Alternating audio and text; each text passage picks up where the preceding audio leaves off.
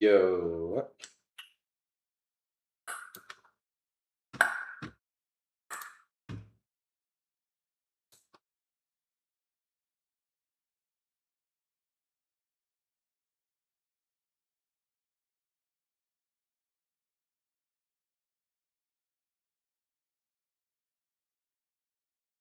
yo.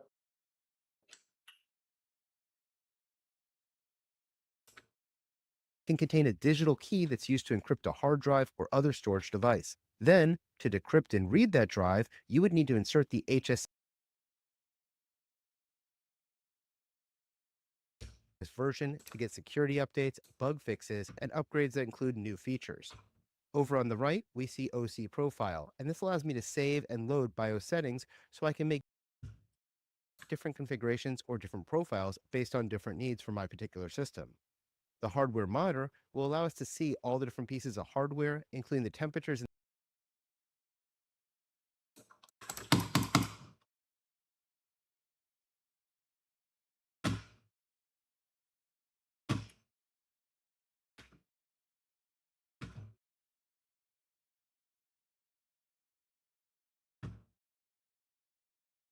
operational can automatically be released or deprovisioned again, and this means you'll stop paying for them. This ability to expand and contract your resource usage based on the current demand is really what makes elasticity so efficient and cost effective when you operate in the cloud. Now, without elasticity, a business would instead need to purchase enough hardware to handle their peak loads, even if those peaks only occur a few times a year. Doing this would be both expensive and wasteful, and cloud elasticity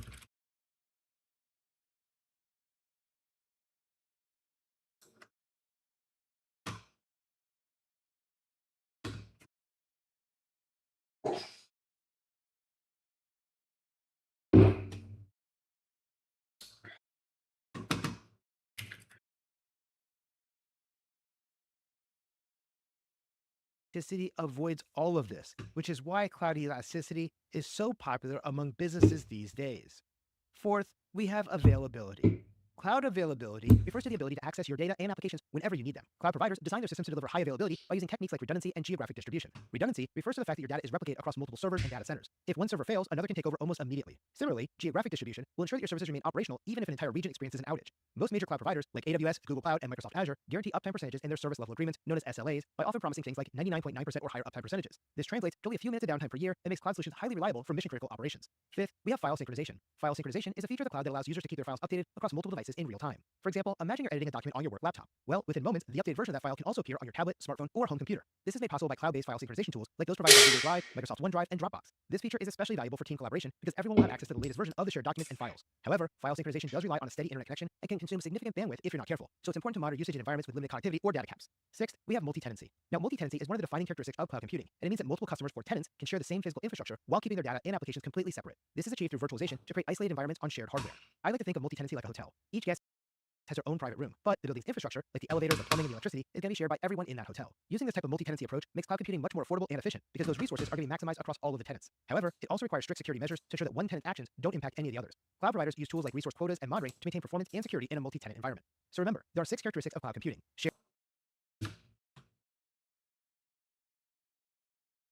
Multi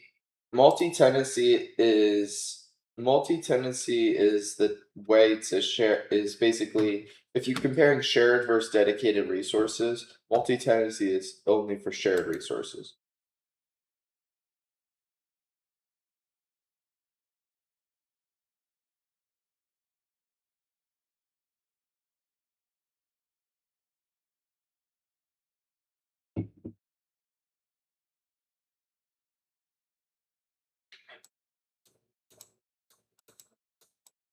So multi-tenancy is shared resources, like it's another word for shared resources.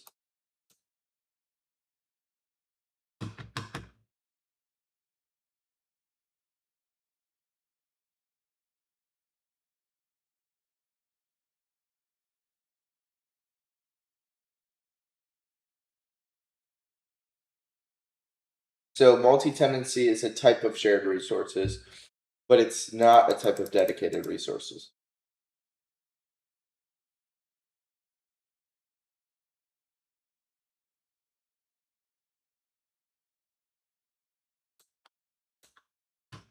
Okay. So cost gonna be this.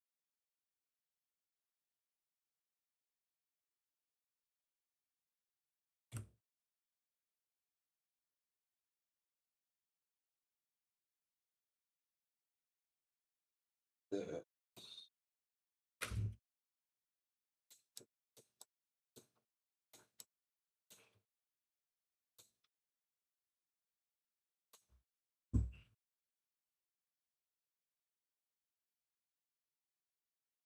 Uh,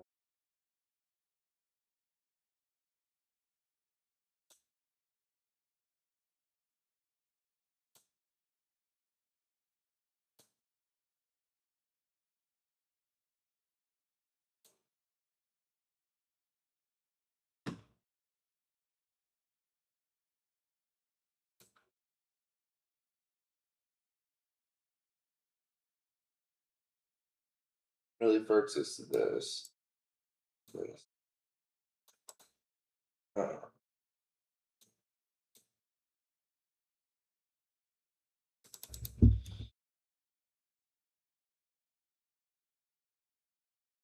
yeah, in general, it's like this.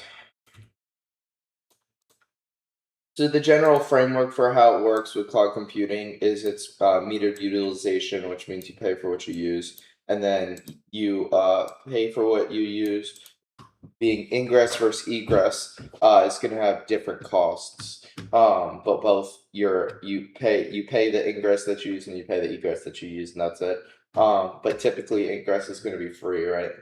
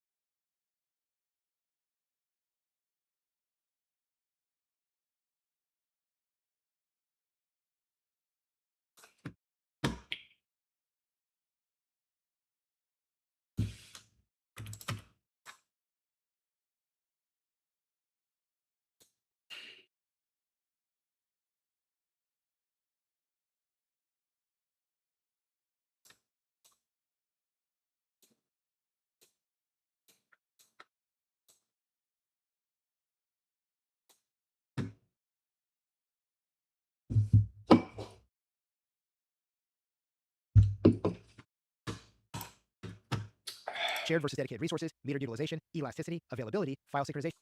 What's another name for characteristics?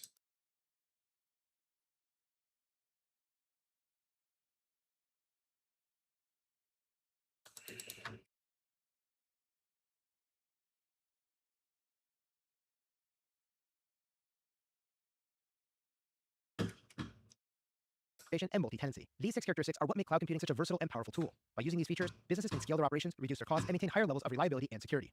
Elasticity would be a type of availability, right? It's the resources. It's more resources being available as demand increases, right?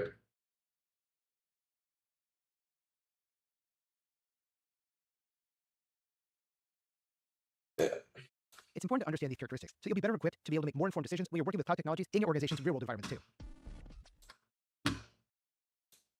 In this lesson, we're going to cover cloud deployment models. These days, cloud computing seems to be the big trend within our industry. With the promise of increased availability, higher resiliency, and unlimited elasticity, the cloud definitely can provide our organizations with a lot of advantages over traditional network architectures. Cloud computing, though, does also bring numerous unique security challenges into our environments that we have to be aware of. To better understand these challenges, we first have to look at the different types of cloud solutions and architectures that are currently available in these environments. There are 4 types of cloud deployment models available that we need to cover: public clouds, private clouds, hybrid clouds, and community clouds. First, we have public clouds. Public clouds are the most common type of cloud architecture in use today. Under this model, a service provider makes resources available to end users over the internet. There are numerous public cloud solutions available today, including those from Google, Amazon, and Microsoft. For example, Google Drive is a public cloud service that offers both free and pay-per-use models for that service. Now, public clouds can often be an inexpensive way for an organization to gain required service both quickly and efficiently. Our second option is what we call a private cloud. A private cloud is going to be used when a company creates its own cloud environment that only it can utilize as an internal enterprise resource. With a private cloud, the organization is going to be responsible for the design, implementation, and operation of the cloud resources and servers that are going to host them. For example, the United States government runs its own private cloud known as the GovCloud, and this is going to be used by different organizations within the US government. Now, your company and my company aren't going to be able to access the GovCloud, and we can't use it like we would Google Drive or AWS or Azure. Generally, a private cloud is going to be chosen when security is much more important to your organization than having a lower cost. Third, we have hybrid clouds. Now, a hybrid cloud solution can combine the benefits of both public and private cloud options. Under this architecture, some resources are going to be developed and operated by the organization itself, much like a private cloud would be. But the organization can also utilize some publicly available resources or outsource services to another service provider, like you would with a public cloud. Because of this mixture of both public and private cloud resources, strict rules need to be applied for whatever type of data is being hosted in each portion of the hybrid cloud. For example, any confidential information should only be hosted in your organization's private cloud portion to ensure better protection and security measures are being applied to it. The fourth option we have is what's known as a community cloud. Under a community cloud model, the resources and costs are going to be shared among several different organizations who all have a common service need. This is similar to taking several private clouds and connecting them all together to gain lower cost. The security challenges here is going to be that each organization may have their own security controls, and we have to mitigate that as we combine these things together. Remember, if you connect your network to another network, you're inheriting their security risks as well as their security features. This doesn't change just because you moved into a cloud environment. So, which of these 4 models or combination of these models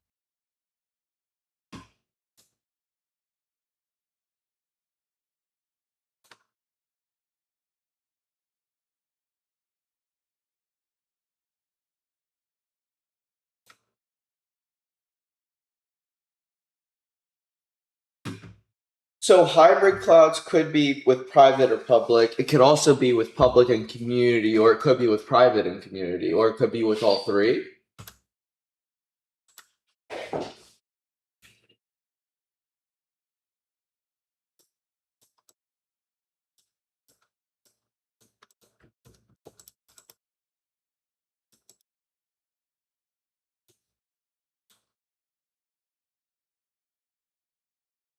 is going to be right for your organization? Well, that really depends on your security needs and your cost restrictions, as well as your risk tolerance. Usually, it's going to be cheapest for you to use a public cloud model, but this does also increase your risk to your information's confidentiality and availability. On the other hand, if you need higher levels of security, your organization may opt for a private cloud model instead, but this does come at a much higher cost in terms of resources and operational support. So remember, there are 4 main cloud deployment models that each have their own unique characteristics and use cases. Public clouds are widely available services offered over the internet by providers like Google, Amazon, and Microsoft, and this makes them cost-effective, but they are also considered to be the least secure. Private clouds are exclusive to a single organization, and they offer higher security and control at a greater cost. This includes examples like the US government's GovCloud.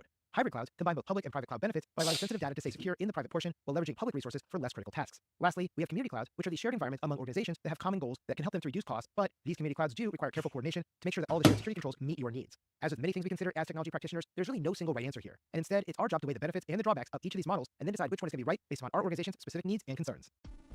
That's interesting. A private cloud is considered it's considered for an organization, even though that's not one person, it's multiple people, it's still considered private.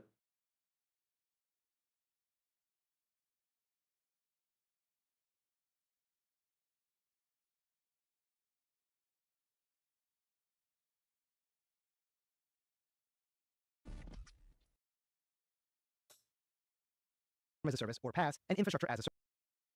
models available for use. Once your organization has determined that using the cloud is right for them, the next decision is to determine which cloud service model they want to utilize. Now, there are three main cloud service models that we can choose from. These are software as a service, or SaaS, platform as a service, or PaaS, and infrastructure as a service, or IaaS. Under the software as a service model, the service provider is going to give your organization a complete solution. This includes the hardware, such as the networking, storage, servers, and virtualization, as well as the operating system, the middleware, the runtime, the data processing, and the application or software that's needed for that service to be delivered to your end user. For example, if your organization is using Office 365 from What's middleware?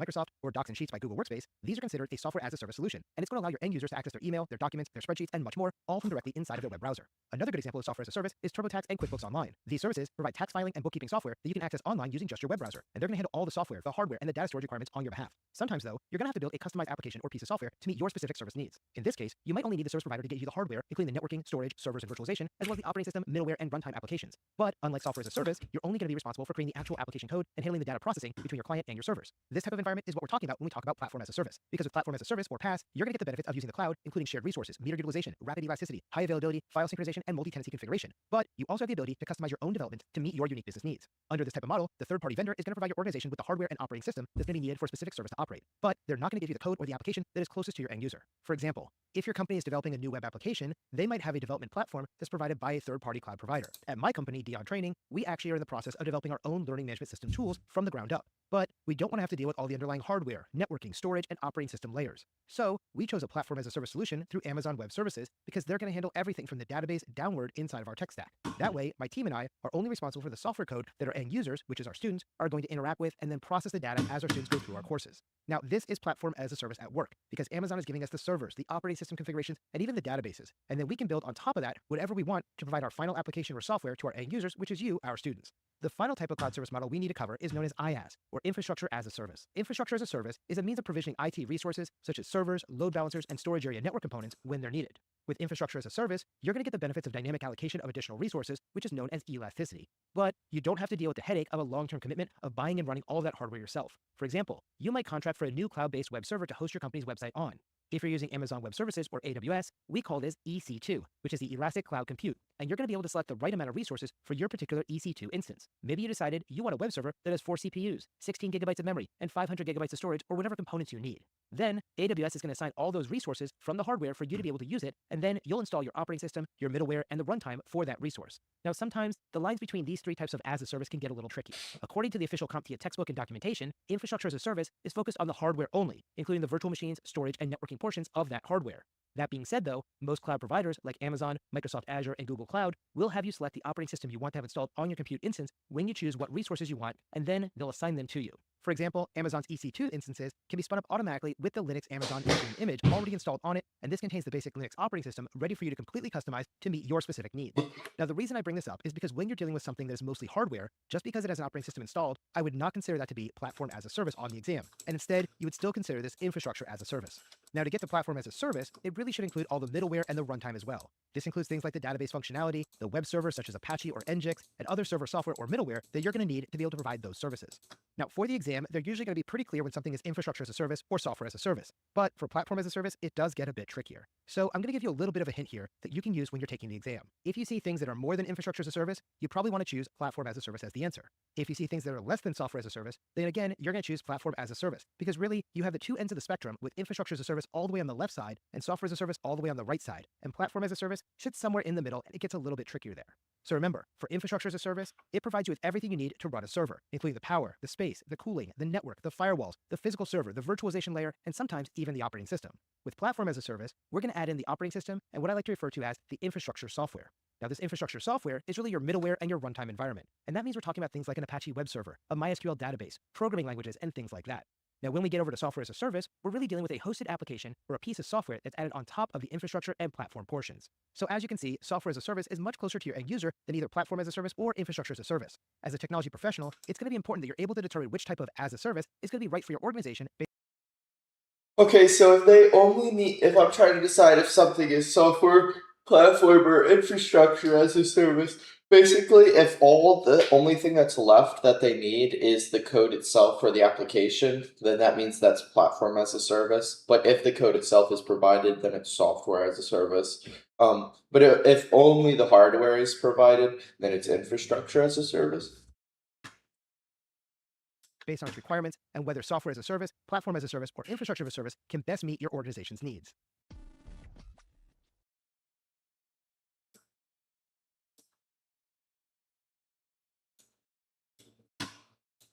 In this lesson, we're going to discuss the concept of virtual desktop infrastructure. Virtualization is everywhere in our enterprise networks, and what began with virtualized servers has now moved into desktops with virtual desktop infrastructure, or VDI.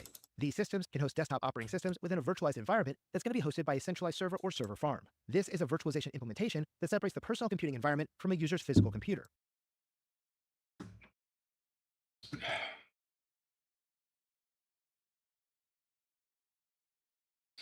So VDI would be platform as a service.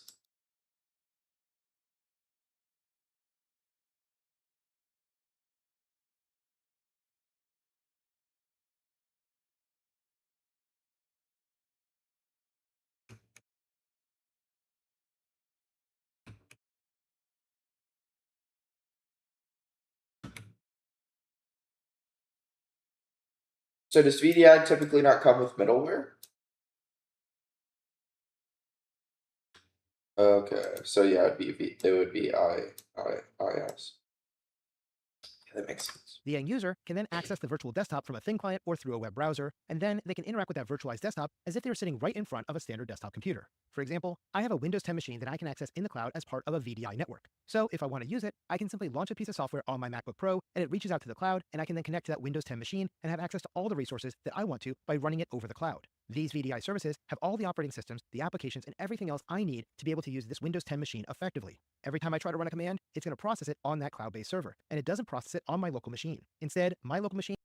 Could you purchase certain VDIs that have the applications that you want, and then at that point the VDI would act as a software as a service?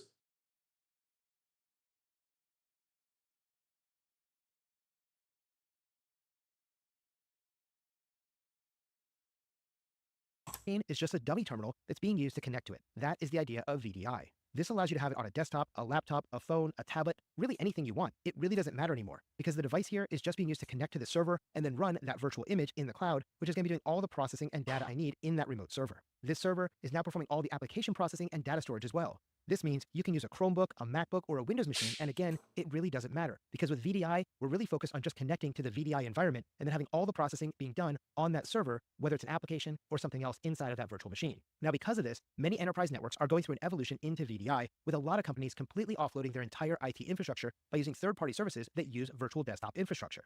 Now, it's really tempting for a chief information officer to do this because now they don't have to run the operating systems anymore. They don't have to worry about the security of them or the patching of them because a third-party provider is going to be able to do all of it for them. That is one of the big benefits of using VDI and one of the main selling features. But it isn't all good news. One of the bad things about VDI is that users are now having very limited local processing capability. So if the server is down or the network goes offline or your connectivity doesn't work, your users can no longer do any kind of work. Now, if there's an outage on that server, everybody is down. If there's a network connectivity outage, everybody is down. Now compare that with me sitting on my laptop right now. Whether I have an internet connection or not, I can still access my files and do things on my laptop and get work done. But in a VDI environment, I couldn't do that because if my network connection goes down, I simply can't reach the server and I would be out of luck. So there are some things you have to think about as considerations when you talk about moving into a VDI-based virtualization solution, and this is one of the big ones. Now, there are currently 3 models for implementing virtual desktop infrastructures within our networks. The first is a centralized model, where you host all the desktop instances on a single server or server farm. The second is a hosted model, and under this model, the desktops are instead maintained by a service provider and provided to the end user as a service. Often, we call this DaaS, or Desktop as a Service. Services like Amazon's Workspaces, VMware's Horizon, and Citrix Zen Desktop are just a few of the more popular providers of this kind of service. The third model is a remote virtual desktop model, and this involves copying the desktop image to a local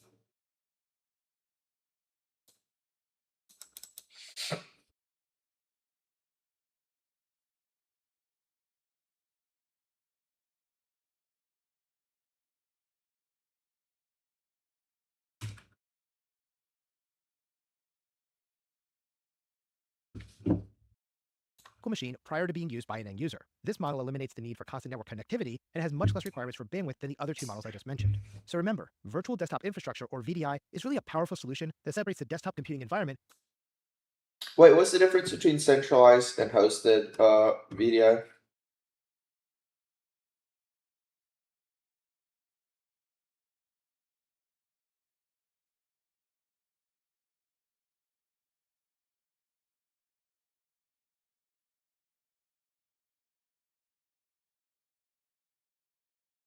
So centralized mean it's your own team that does it?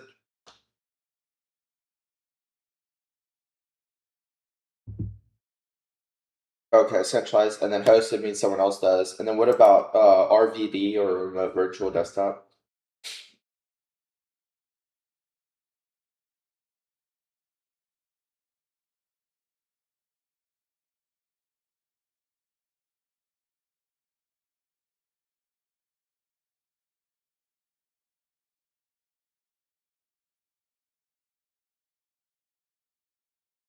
Well, isn't that what VDI is?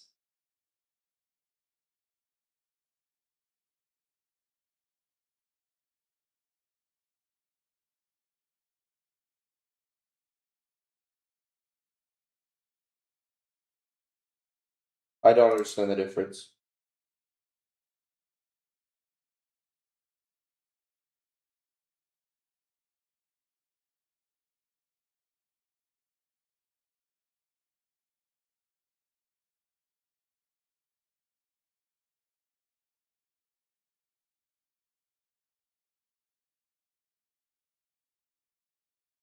But in VDI, you're accessing an existing one. Oh, like remote desktop. You could so if like for example, my computer. It's basically the design intention or something. Like something could later become a remote virtual desktop, but something wouldn't later become a VDI, a general VDI because it's not like what it was intended for or something like that.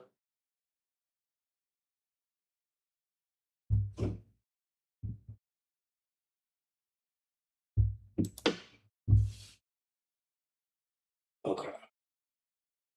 from the physical device by allowing users to access virtual desktops from anywhere using almost any device. With VDI, all the processing happens on a centralized server or a service provider's infrastructure to provide you with flexibility, centralized management, and simplified maintenance. However, this reliance on server-side processing does mean that network or server outages will disrupt your productivity. So whether you're implementing VDI by using centralized models, hosted services like desktop as a service, or remote virtual desktops, VDI is truly transforming enterprise technology systems by enabling scalable, efficient, and versatile computing solutions today.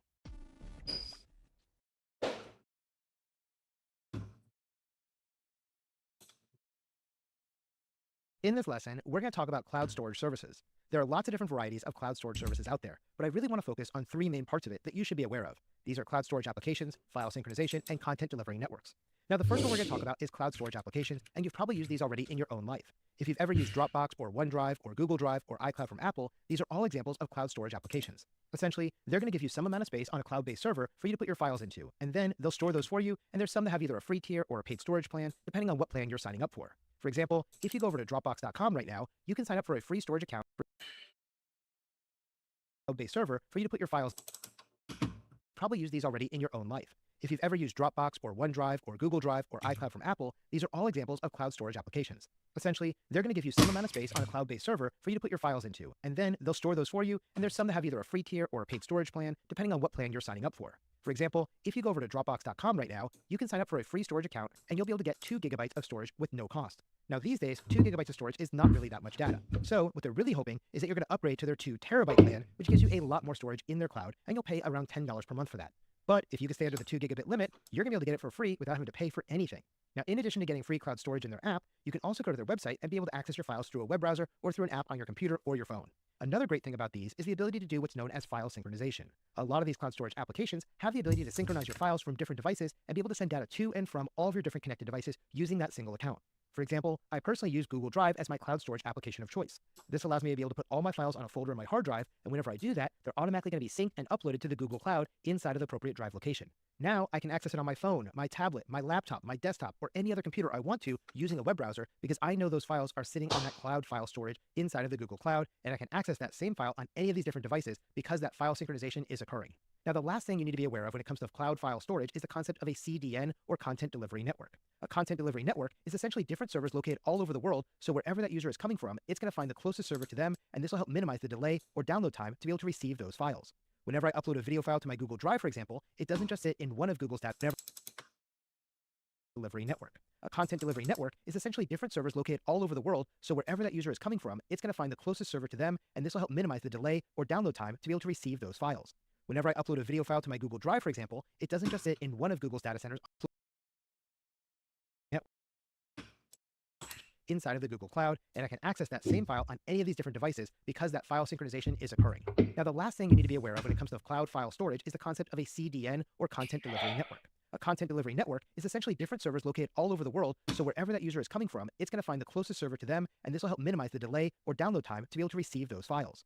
Whenever I upload a video file to my Google Drive, for example, it doesn't just sit in one of Google's data centers on one of their servers, but instead, they actually take those files and copy it to different locations around the world based on how often I'm using those files in those different locations, and then a CDN is essentially going to give me different servers located all over the world that are working in tandem to give me the best user experience. In fact, as you're watching this video right now, you're not actually getting it directly from my servers. Instead, you're getting it from a content delivery network. And the reason for this is that my servers will be located near my office or in a data center I choose from my cloud service provider as my primary node. This might be on the East Coast of the United States, for example, and if you're watching this video from Europe or Asia or Africa, it would take a lot longer for your workstation to be able to go over to our servers because it's located in the Amazon East region in Ohio or Virginia on the East Coast of the United States. So instead, we have a primary server in the Amazon data center on the East Coast of the United States, and we upload our files there. And then those are replicated out to our content delivery network, or CDN, which has a bunch of edge servers located in Asia, Africa, Europe, South America, and on both sides of the United States, both on the East Coast and the West Coast. This means no matter where you are in the world, you should get better experiences when you're trying to stream our videos than having to go directly to my servers located in the eastern part of the United States. And that is the idea of a content delivery network. It's all about getting you better performance.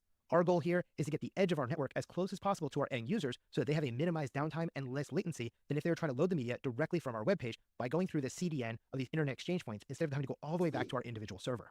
This is also one of the ways that we actually share our files around the world through file synchronization as well, to make sure all of those content delivery networks have the latest version and we're all using the same version of the file that we want when we publish it and make it go live in our courses. So remember, cloud storage services revolve around three key concepts: cloud storage applications, file synchronization, and content delivery networks. Cloud storage applications like Dropbox, Google Drive, and OneDrive will give you accessible space to store your files in the cloud and allows you to access them virtually from anywhere.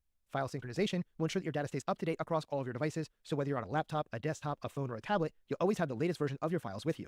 And finally, we have content delivery networks, or CDNs, that are used to enhance performance by distributing our content across a network of servers worldwide to reduce latency and ensure faster access no matter where our end users are located. These features make cloud storage services an essential tool for our modern file management and collaboration within our organizations.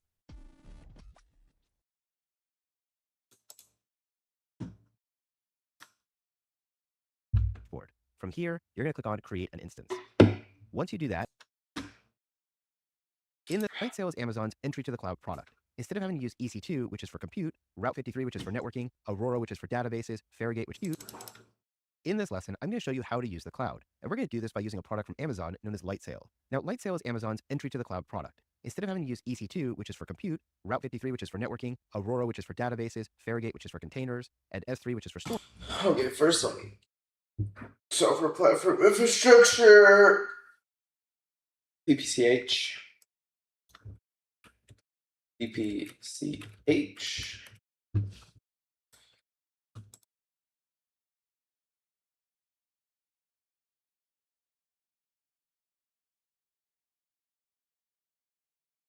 Um,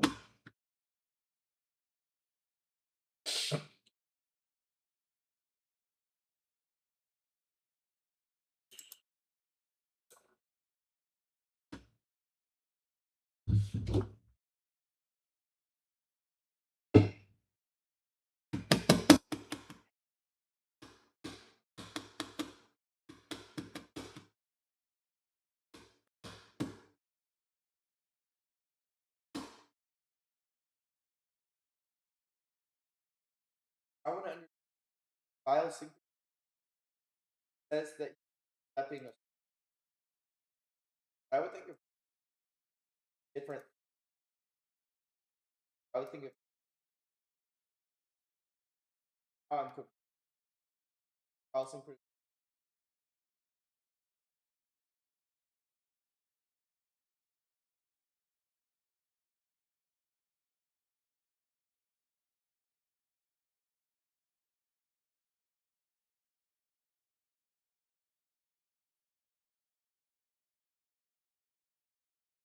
Plus this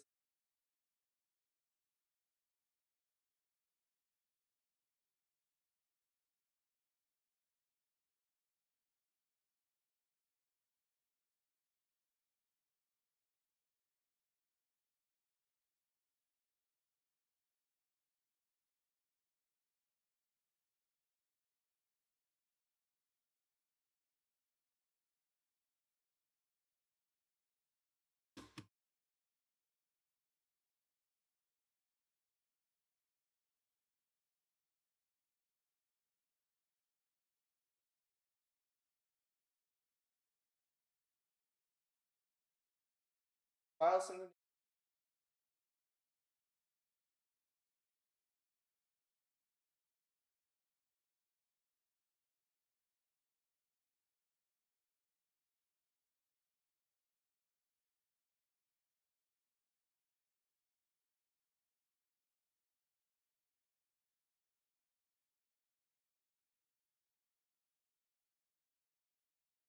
That only works. Uh,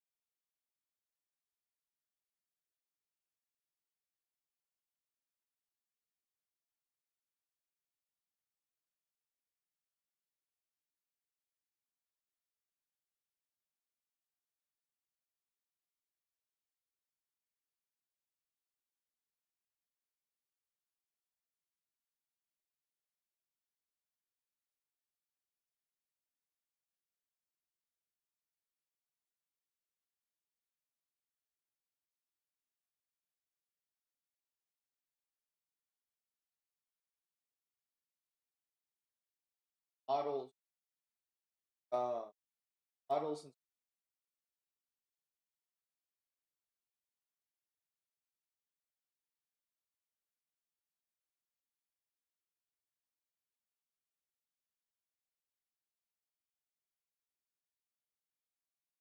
like store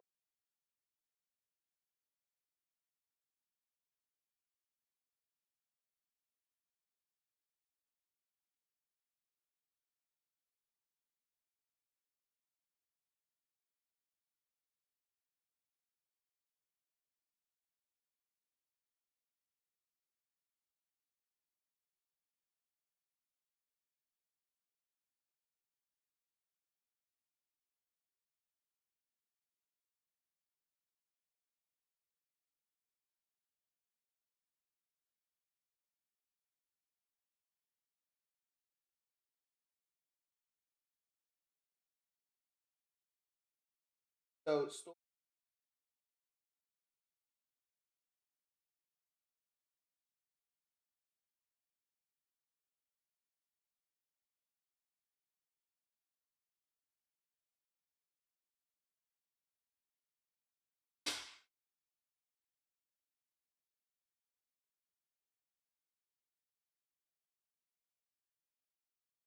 would be the,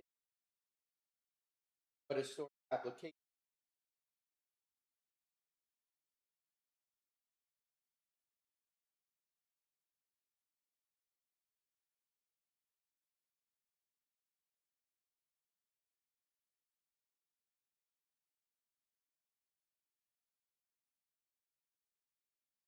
File sync of an app.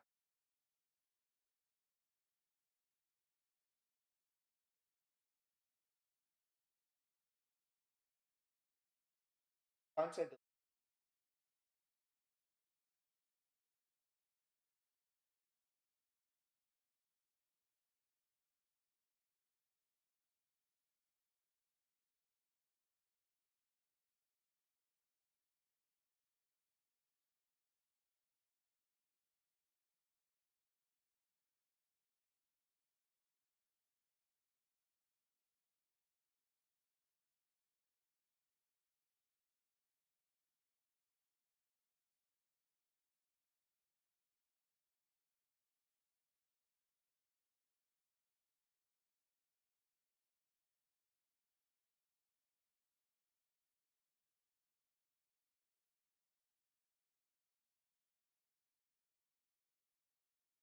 like the networks themselves, if they themselves, that would be although only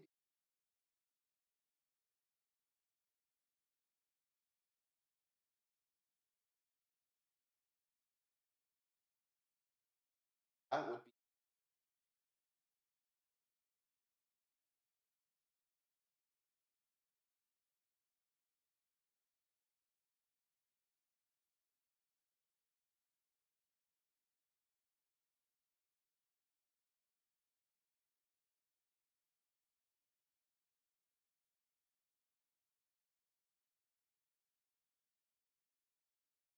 that be platform.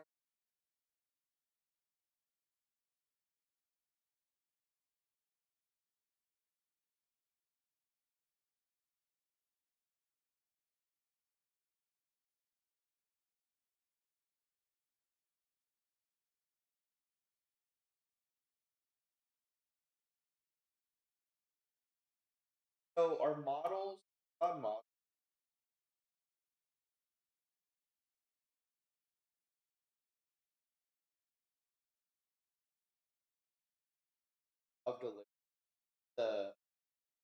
of the foundation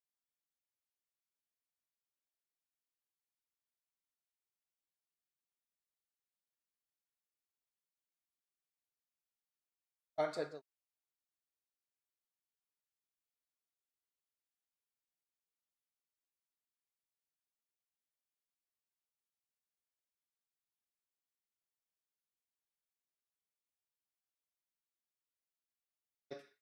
capacity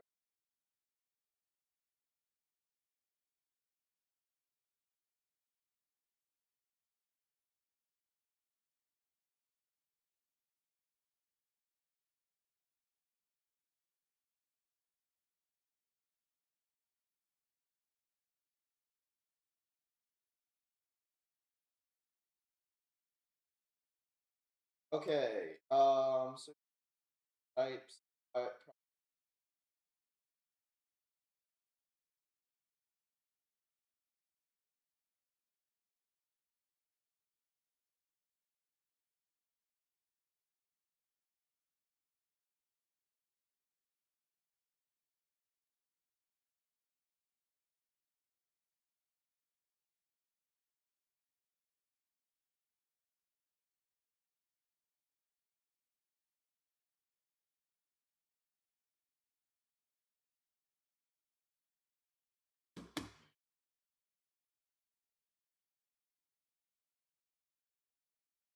have software that are public. Yes, no, the application. Oh, in order a single application hybrid.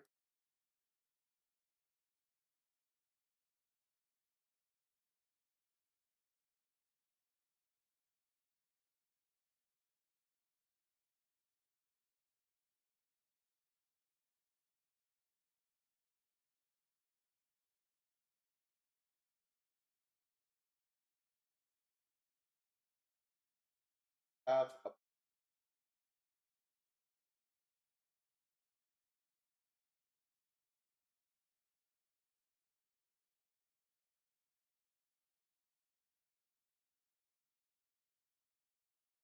public private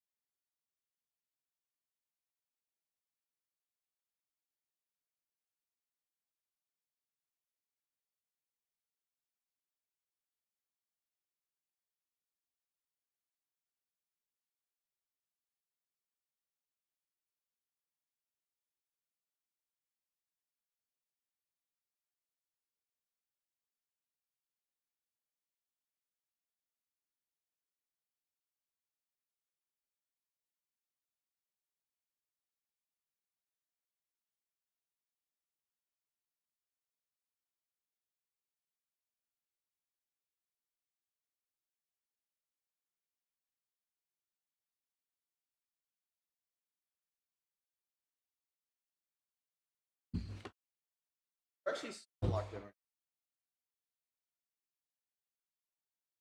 So maybe um public platform.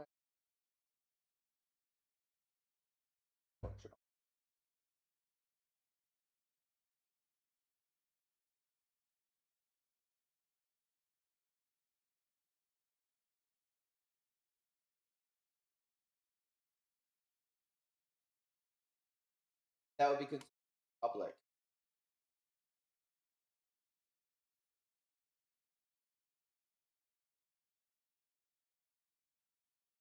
That wouldn't be as a service.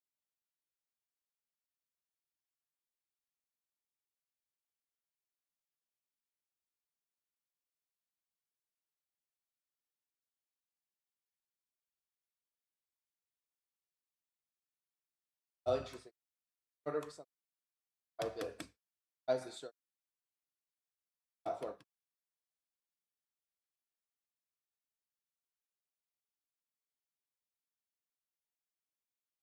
like you could technically have platform.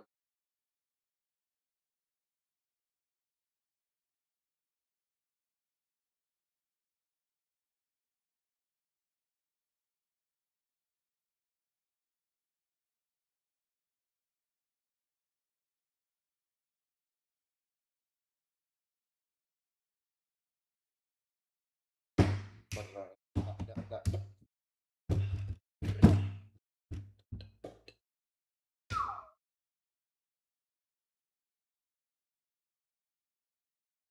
So if you have,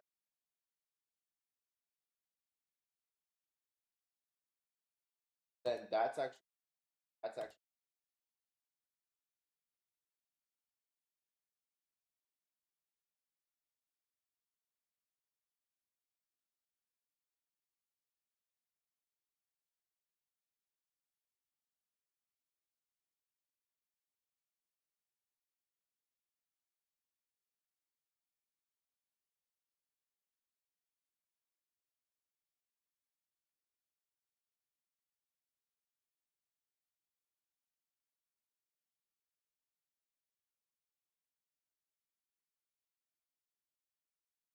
the public.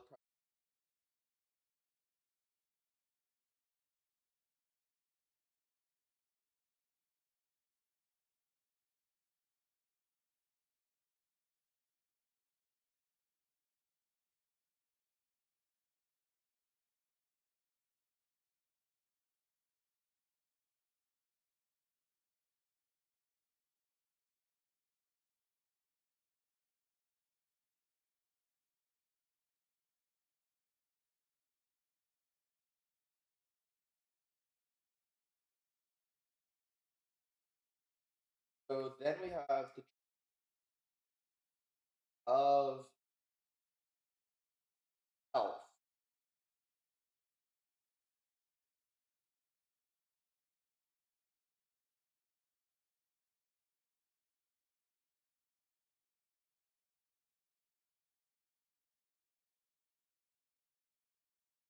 Guy that an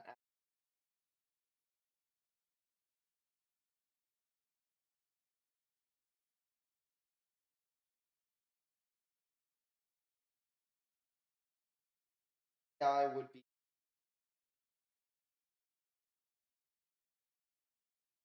Don't tell me.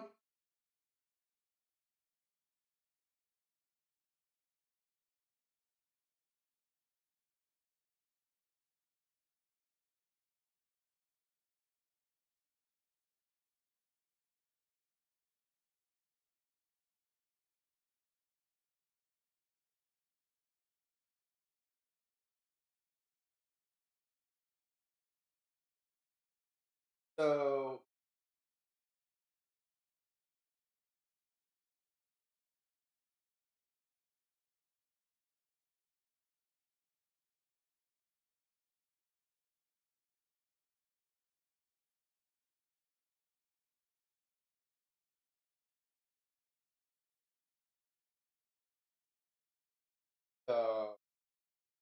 So first, I was public.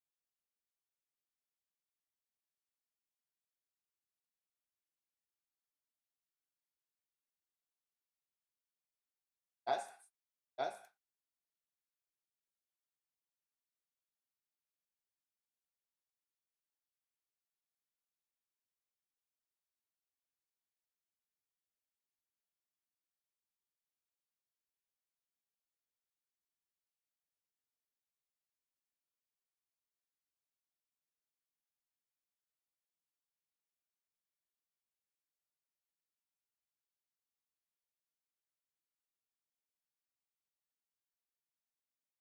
No, ever. Now, what is the service?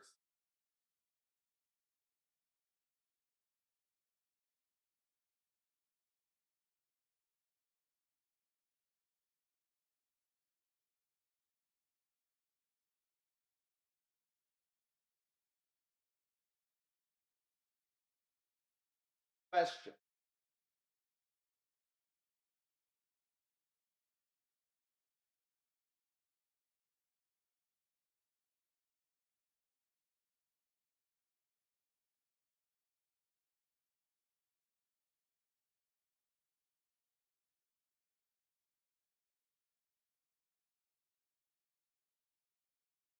Okay, cool.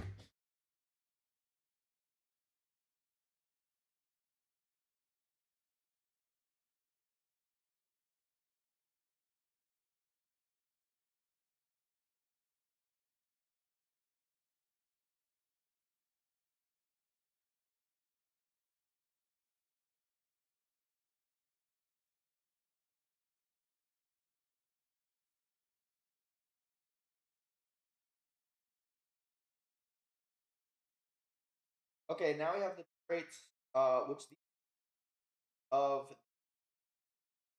self application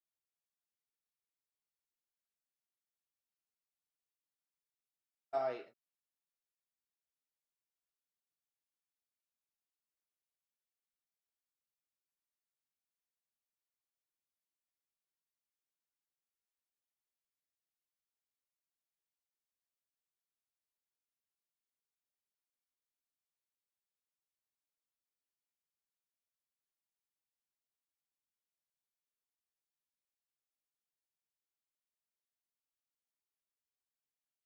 okay, so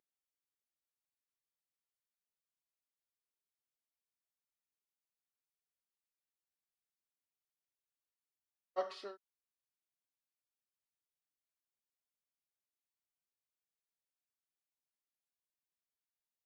So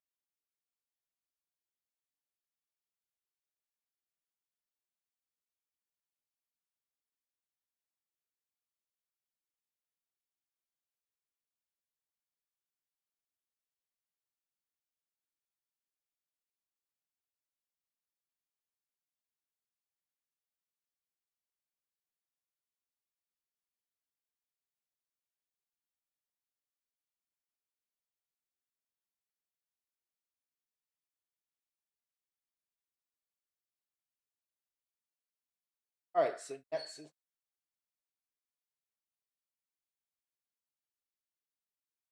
probably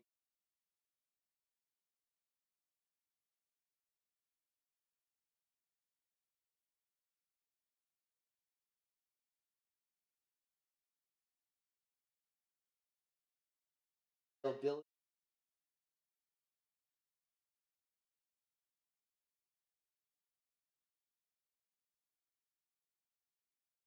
Dedicated. Guys always not necessary.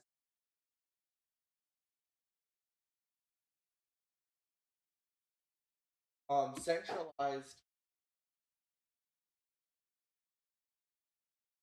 Uh,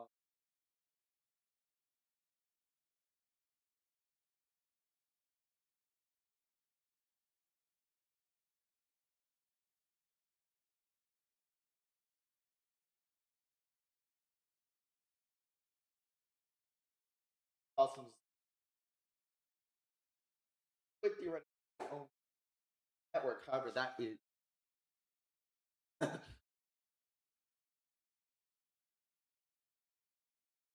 Well, what you had your own have to be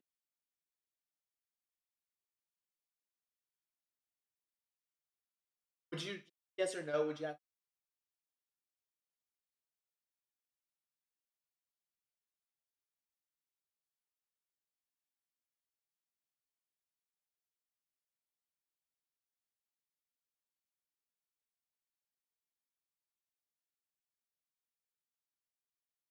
less this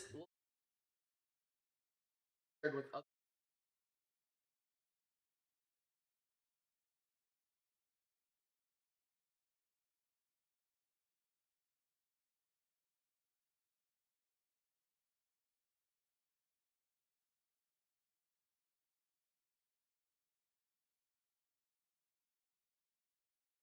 I thought it was self talking about hybrid, we're talking station, talking about servers dedicated.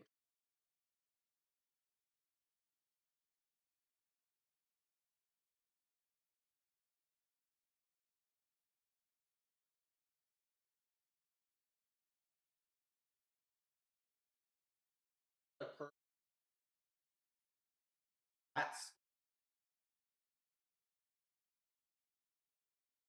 that's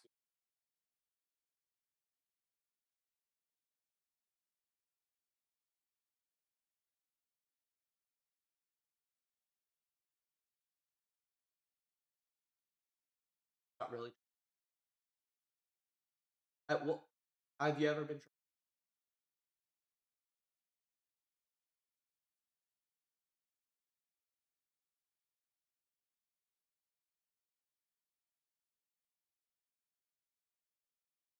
I thought you.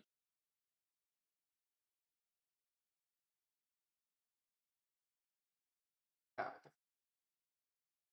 that's this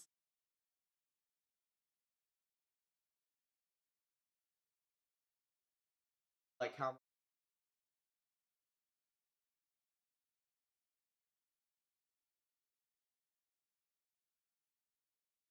it is.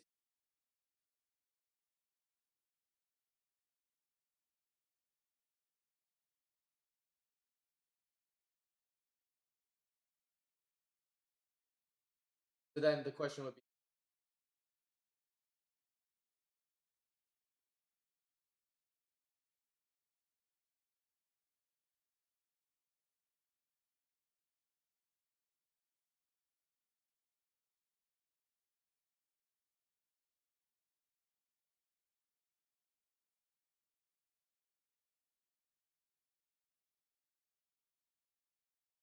um,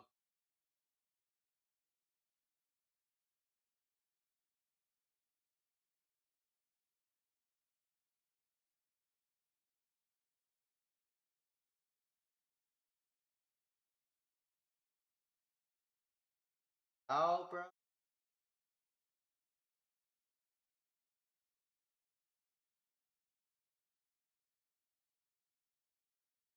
oh, bro,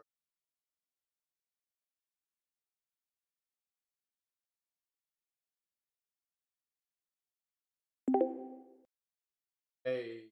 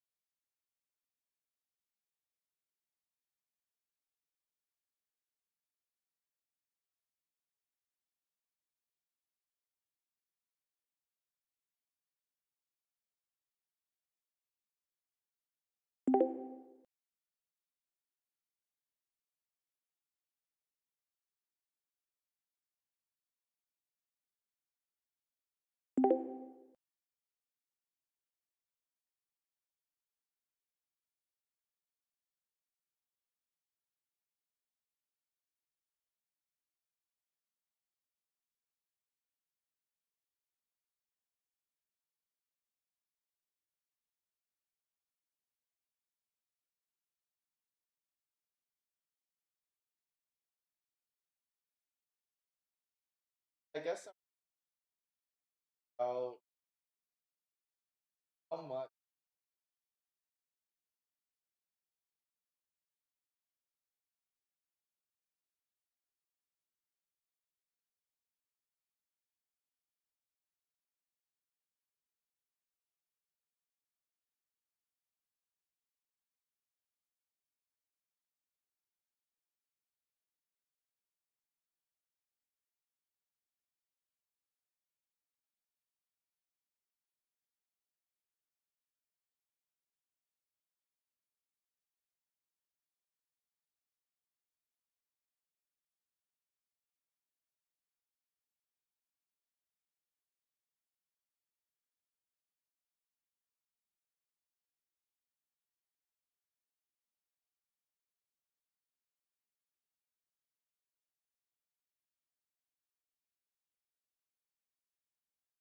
up, how much, or just any perplexity.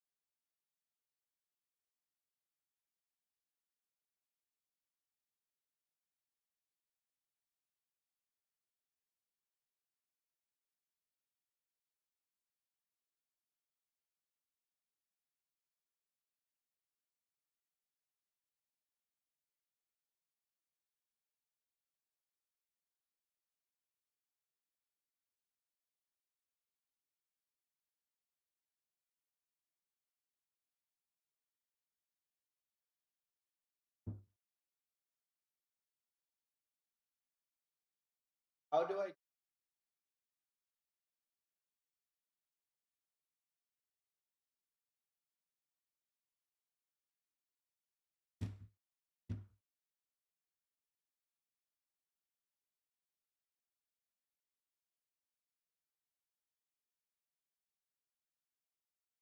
I should be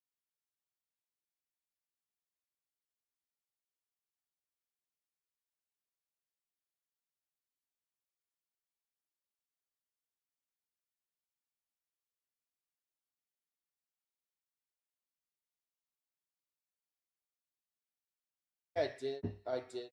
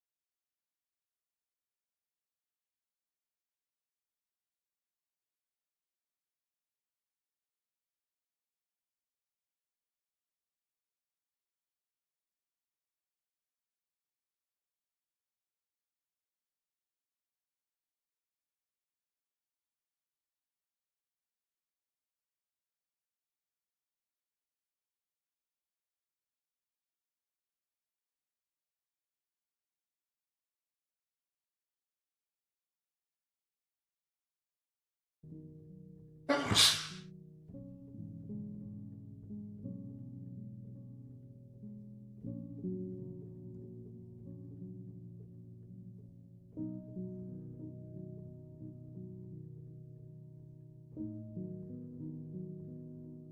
was trying. How does me?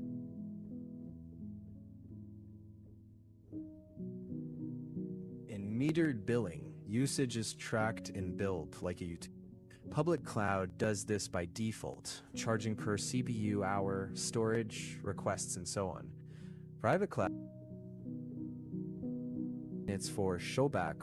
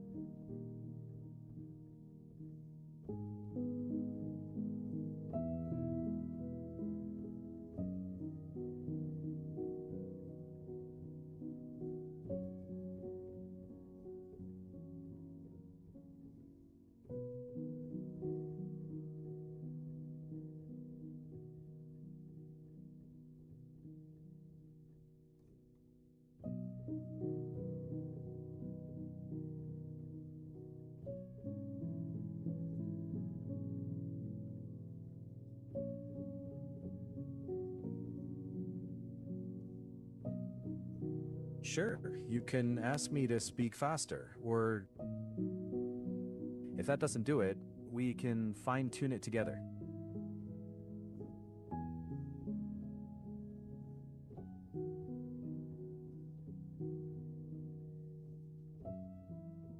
Checking. There might be a speech speed control in the app you're using, but it's not on every platform. If you don't see a speed setting, you could just tell me your preference, like speak 25% faster. Or I can just keep responses more concise, which makes... Oh. Okay. Yep, going fast. I am already speaking pretty fast, but I can keep it concise and brisk. Ask and I'll I've got a answer really with good feeling. short beats. Right then. Hey there. Hey, what? It's lovely to meet you. What would you like to? Yo, how's it going? Hey, what's up? Feel free to ask me. Hey there. Right then. I've got a. Hey, good to see you. What's new in your world? I've got a. Right. Hey, what's up? Feel free to. Hey.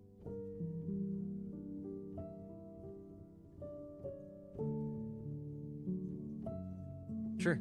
What's on your mind right now?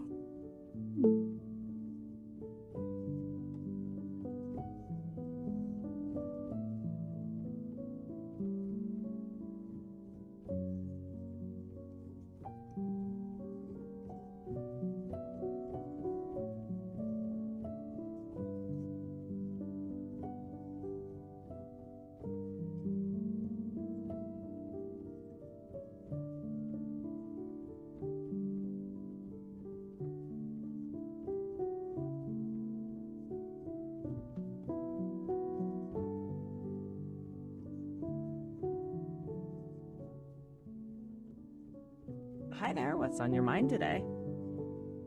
Okay, so I'm trying to understand.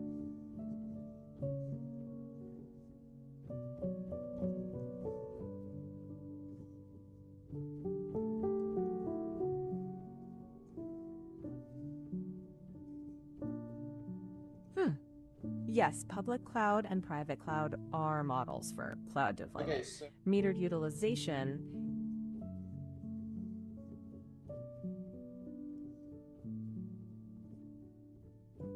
those private versus public. Public.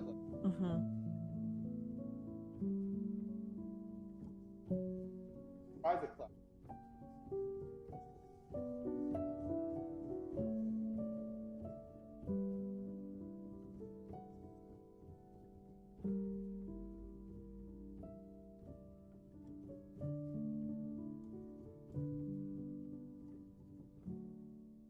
Let me check that.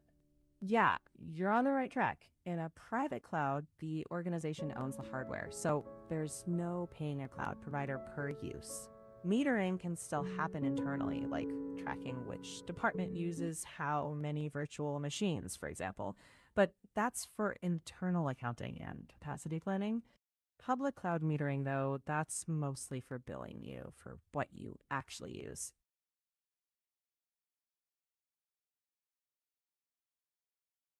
Yes, just more for internal tracking, not billing. But I thought meter.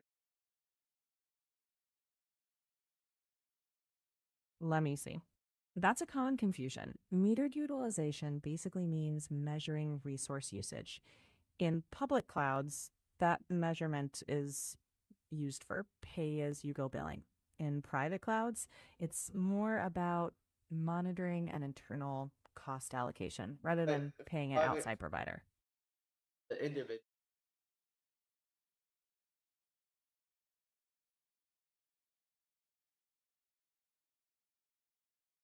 Checking. Typically, no.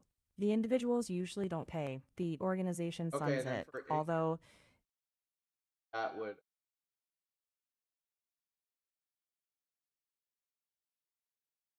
let me check that. No, ingress and egress apply to both public and private clouds. The difference is mostly about billing in public clouds. Public cloud providers often Tracking. charge.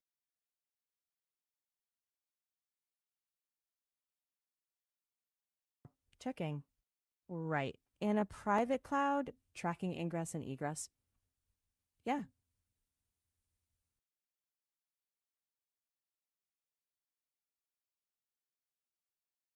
Sure.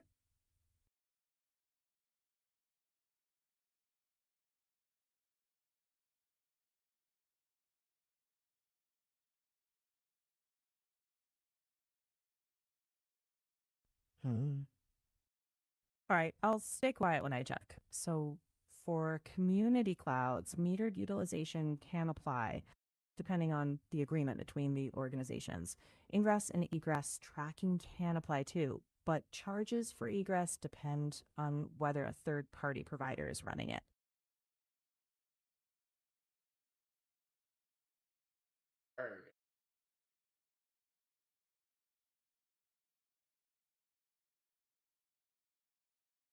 Hmm.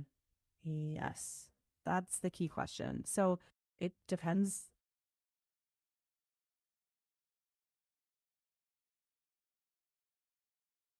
Hmm. Right. So if, say, three hospitals share a community cloud, they might split the cost equally, or they might use metered utilization to divide costs by usage.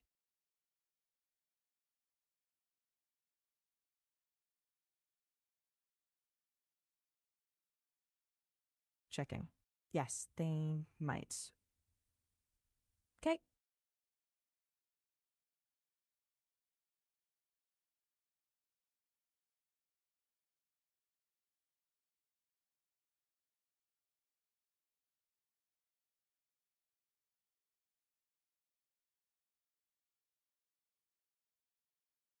Hello.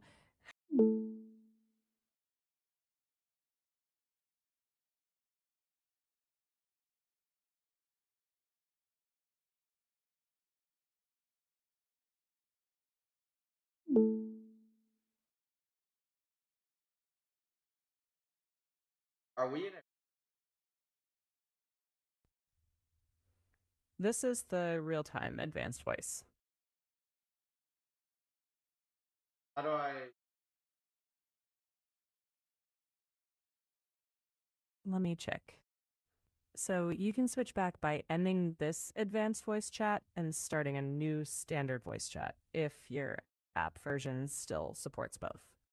Checking. Just tap the X or leave button to end this voice chat. Then start a new conversation, and if your version supports it, choose standard voice. If you don't see that option, checking. If your app supports all three modes, it's in Settings under Voice. There you can choose Live, Advanced, or Standard. But if you don't see standard, it's not available on your version.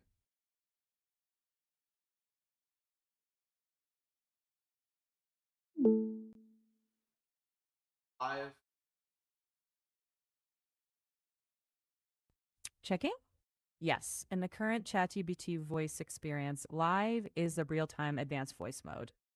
The old tap to speak standard voice isn't available for most users now. If you told me iPhone, I've stayed. How much?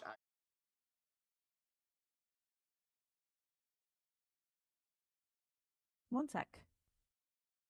Okay, so for free plans, Live gives you limited daily access to the natural back and forth voice conversation, including things like web search, memory, and images. Advanced is the older real time mode, and it sometimes supports additional features like video or screen sharing on certain devices. And then standard is the classic turn by turn speaking mode, less conversational.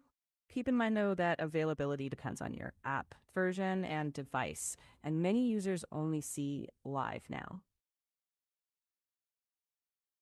There's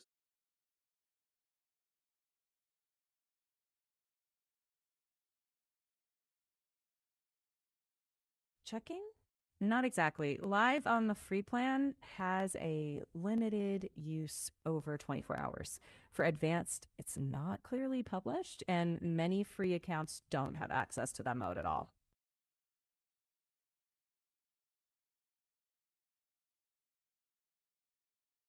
Checking. There's no separate published free limit for standard voice, but access to that mode itself varies by account and app version.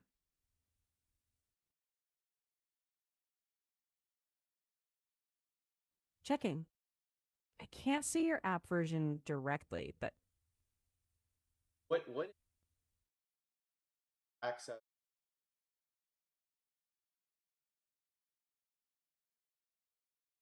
I've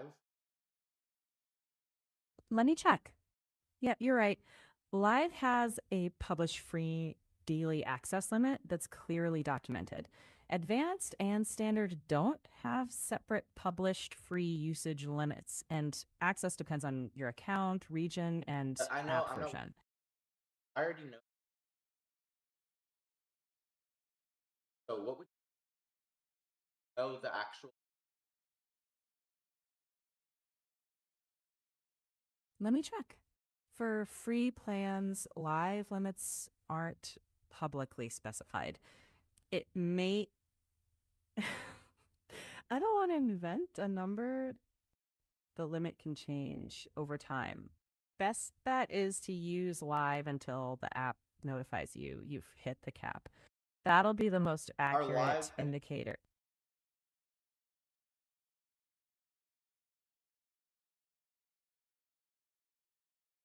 Checking? Not documented that they share a pool. Advanced is a legacy mode, so if you want to test it, you could use live until the limit pops up. Then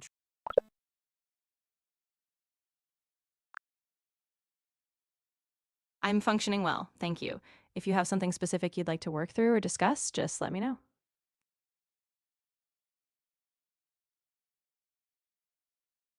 Exactly. I'll keep things more concise and focused. If you'd like a more conversational style later, just let me know.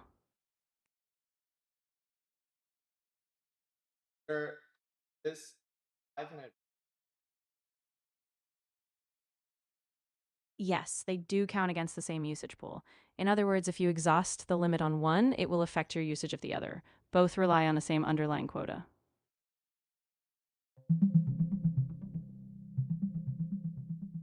I couldn't find official documentation on exact usage limits for live and advanced voice modes. Based on community reports, advanced voice mode is said to have about 15 minutes per day, while live mode is sometimes reported at 60 minutes per day. These numbers are unofficial, so it's best to check in the app or contact OpenAI support for precise details.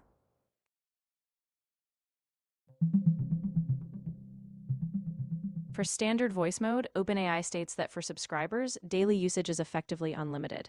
In contrast, free tier users generally have a limit of about 15 minutes per day. No specific standard limit is published for subscribers beyond that, so paid users can generally use it without a defined cap.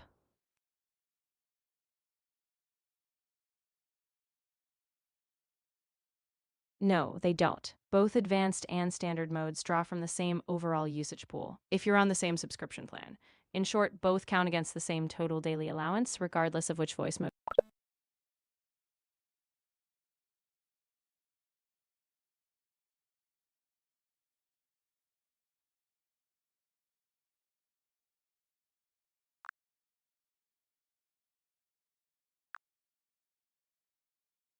Going well? What are you working through right now?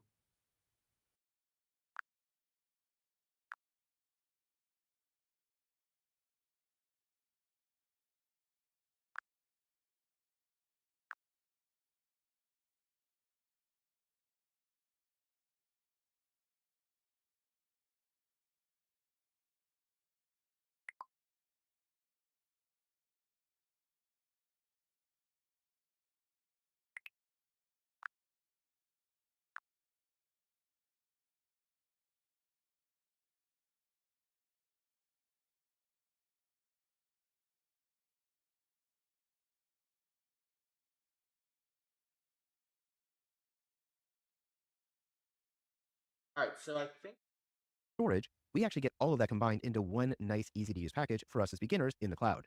Now, the first thing you're going to want to do is get yourself an Amazon account by going to aws.amazon.com/lightsail. From here, you can click on create an AWS account and sign up for one for free. Once you do that, you'll be able to log into your account Lightsail software.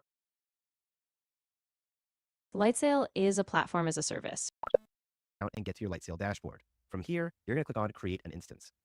Once you do that, you're then going to select the region and availability zone that's closest to you. If you want to change that, simply click on change AWS region and you can choose from any location around the world. In my case, I'm closest to the east side of the United States, so I'm going to choose either Virginia or Ohio for US East 1 or US East 2, and I'm going to go ahead and use US East 1 with Virginia because it's a little bit closer to me and it will help reduce my load times. Now, as you scroll down, you can then pick your platform. You have a choice between Linux and Unix or Microsoft Windows. Do be aware that Linux and Unix is cheaper on Lightsail than Microsoft Windows, and this is because Linux and Unix is an open source piece of software, so there's no licensing costs. For example, you can start out with the lowest plan on Linux or Unix for only $3.50 per month, which gives you your server and all of your configurations. Whereas with Microsoft, it is going to start out at $8 per month for the lowest level because there is licensing associated with that server software. I'm going to recommend that you use Linux or Unix as your blueprint, and the reason for this is when you get into Core 2 of A+, you actually have to get comfortable using some commands in Linux. And so, by creating this here in the cloud while you're studying for the next couple of months, you can go back, log into your Linux server in the cloud, and use that to practice with. Next, we're going to choose what we want. Do we want an application and OS, or do we want the OS only? Essentially, what this is asking is, do I want platform as a service or infrastructure as a service? Now, if I do OS only, I can choose the exact version of Linux I want to use, whether that is Amazon's own version of Linux, referred to as AMI or Amazon Linux 2, or Amazon's own version of Linux, referred to and choose the exact version of Linux I want to use, whether that is Amazon's own version of Linux, referred to as AMI or Amazon Linux 2, and OS, or do we want the OS only? Essentially, what this is asking is, do I want platform as a service or infrastructure as a service? Now, if I do OS only, I can choose the exact version of Linux I want to use, whether that is Amazon's own version of Linux, referred to as AMI or OS platform. An operating system is considered infrastructure, not a platform or service on its own. It provides Amazon Linux 2, or Ubuntu, Debian, FreeBSD, OpenSUSE, or CentOS. If I want to use an app plus OS, this is going to give me not just the underlying operating system, but it's also going to give me some application. For example, if you want to create your own website using a WordPress blog, you can do that by selecting WordPress here as the app. Or maybe you want to create your own internal community, and you're going to use Joomla or Drupal to do that. Or maybe you're going to start writing your own custom application, and so you want to have Node.js installed. That way you have that as the baseline, and everything else you're going to code is going to be written in Node.js. By offering this app plus OS, this allows us to take the hard work out of configuring those applications, as opposed to getting just the operating system and then having to install those applications ourselves later.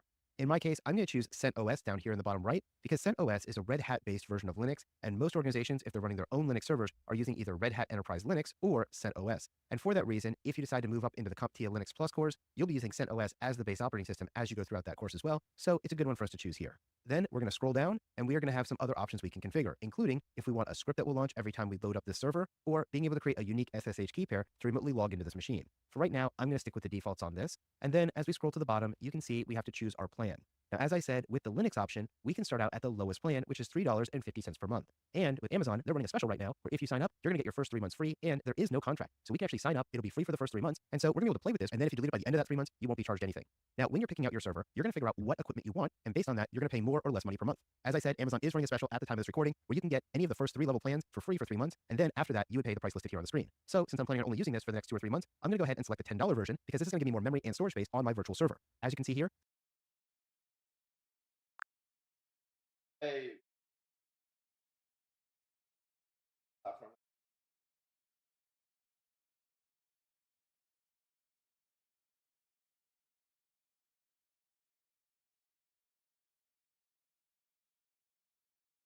Exactly. the first option we had only had 512 megabytes of RAM, which is really low. The second one is 1 gigabyte, the third one is 2 gigabytes, and it keeps doubling as we move to the right, and the price also doubles in turn. You'll notice that the first 3 all use 1 virtual CPU, whereas the other ones are going to use 2 virtual CPUs or more as we continue to the right and see the higher price plans. On the storage line, you'll see the first level starts out with 20 gigabytes, the second is 40, the third is 60, then it goes to 80, then 160, and it keeps raising from there. As you look over to the right, you're going to see that the maximum plan size you can go to is actually $160 per month. This is actually a pretty beefy server though, because you're getting 32 gigabytes of memory, 8 virtual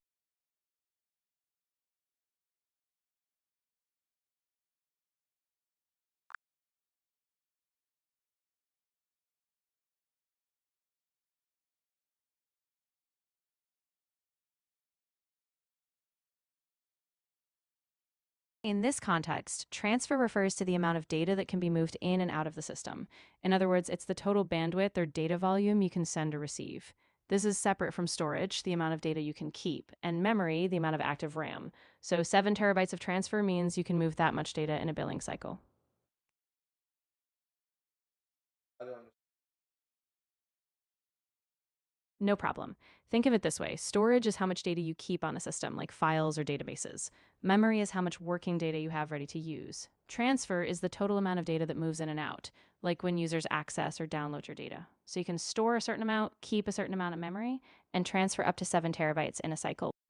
virtual CPUs, and 640 gigabytes of storage using a fast solid-state device. So as you can see, you can actually pick pretty powerful servers in the cloud using even something as simple as Lightsail. The other nice thing is that you can always start out low and then increase over time. This is what's called vertical scaling. For example, if I decide to start out with this $10 per month plan and I want to create a new website on this virtual machine and I have 10 people per month going to that website, this $10 per month machine will be more than adequate to handle that. But if I start getting 1,000 or 10,000 people a day going to my website, that $10 server is not going to be enough. But I can quickly go back and move up to a higher plan by simply going and creating a backup of my server, creating a new instance at the larger size, and then restoring that instance into the newer, larger size, and at that point, that becomes my new website, and I can delete the older instance that I had. Next, we're going to give our instance a name, and I'm just going to call this Linux Practice. That way I can remember what it's going to be, and then you can also choose how many instances you want, and in my case, I just want 1 instance, but if I want to create 5 of these machines, I could do that here by just changing this to 5. But we're only going to create 1, so I'll leave it at 1. And then we have these key-only tags and key-value tags. These can be used if you're working in a large organization, so you can identify what project you're working on, and that way the billing goes to the right place. And now Amazon is going to work creating this instance for us. So they're allocating the amount of memory we wanted, which was 2 gigabytes of RAM, the 1 virtual CPU, and the 60 gigabyte SSD. In addition to allocating all of that hardware for us, they're also going to be installing the operating system, and then we'll be able to log in remotely into that server and be able to do whatever we want because we own the server and we have root or administrative access over it. Now another thing you'll notice is that there's an IP address associated with this server. Notice it is 54.159.170.130, and we also have an IPv6 version underneath it listed with that long number starting with 2600. This is how we would address that server, and so if somebody went to 54.159.170.130 right now, it would actually bring up whatever this server is responding to if there's a web server running on it. In my case, if I try to go to that right now, I get connection refused. Why? Because we never installed Apache or another web server to answer up those calls. And this is because we chose to install just the OS and not the app plus OS. If you had chose to use something like WordPress and I went to this IP, you would see the welcome to WordPress page for you to be able to configure your WordPress server through this web-based interface. Okay, now we see that our server has been fully brought up and it is fully running, and at this point, we want to be able to go in and do stuff with this server. So we're going to click on where it says Linux Practice, and we can see here how you can connect your instance. Now Amazon makes this super easy for us by making it so that we can just hit connect using SSH, and it will actually bring up an SSH instance in our web browser, which is a remote session to that server. Right now, I am connected to that CentOS device, and you can see that I am now logged in as CentOS. If I want to see what directory I'm in, I could use something like PWD, which stands for Present Working Directory. And you can see here I am in the /home/CentOS directory, which is this user's home directory. If you look in here and do ls, this will tell us what is inside of this directory, and in this case, there are no files or directories because this is a brand new server with a brand new account. Now, if I want to go to the root of this hard drive, I can do cd space / which will allow me to change into the root of this hard drive. If you think about this in terms of Windows, this would be going to your internal hard disk, such as your C drive, and looking at what files and folders are there. Again, I'm going to type in ls, and this time I'm going to do -la, which says I want the long list and I want to see the attributes. And this is going to show me every file and folder that's sitting at the root of this hard drive. And as you can see here, we have several of them. Everything in that purple color is actually a directory. Everything in the light blue color is a link that's pointing to another directory. For example, if you look at the line that says bin, that has a symbolic link going to the usr/bin directory. The same thing with lib, it's going to the usr/lib directory. Now I know most of this probably doesn't make Directory. A directory is generally considered part of the file system, not a module. It's essentially a container for files and other directories. Exactly. So a module is more like a reusable unit of code or a logical component, whereas a directory is just an organizational structure with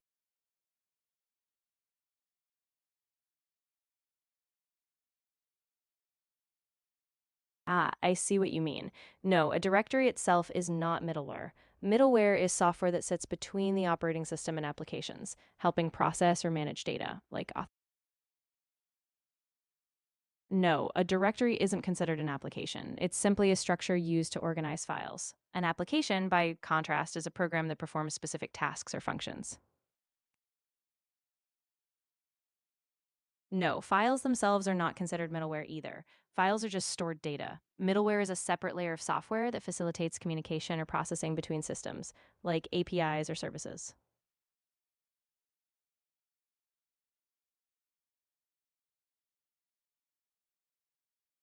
Yes.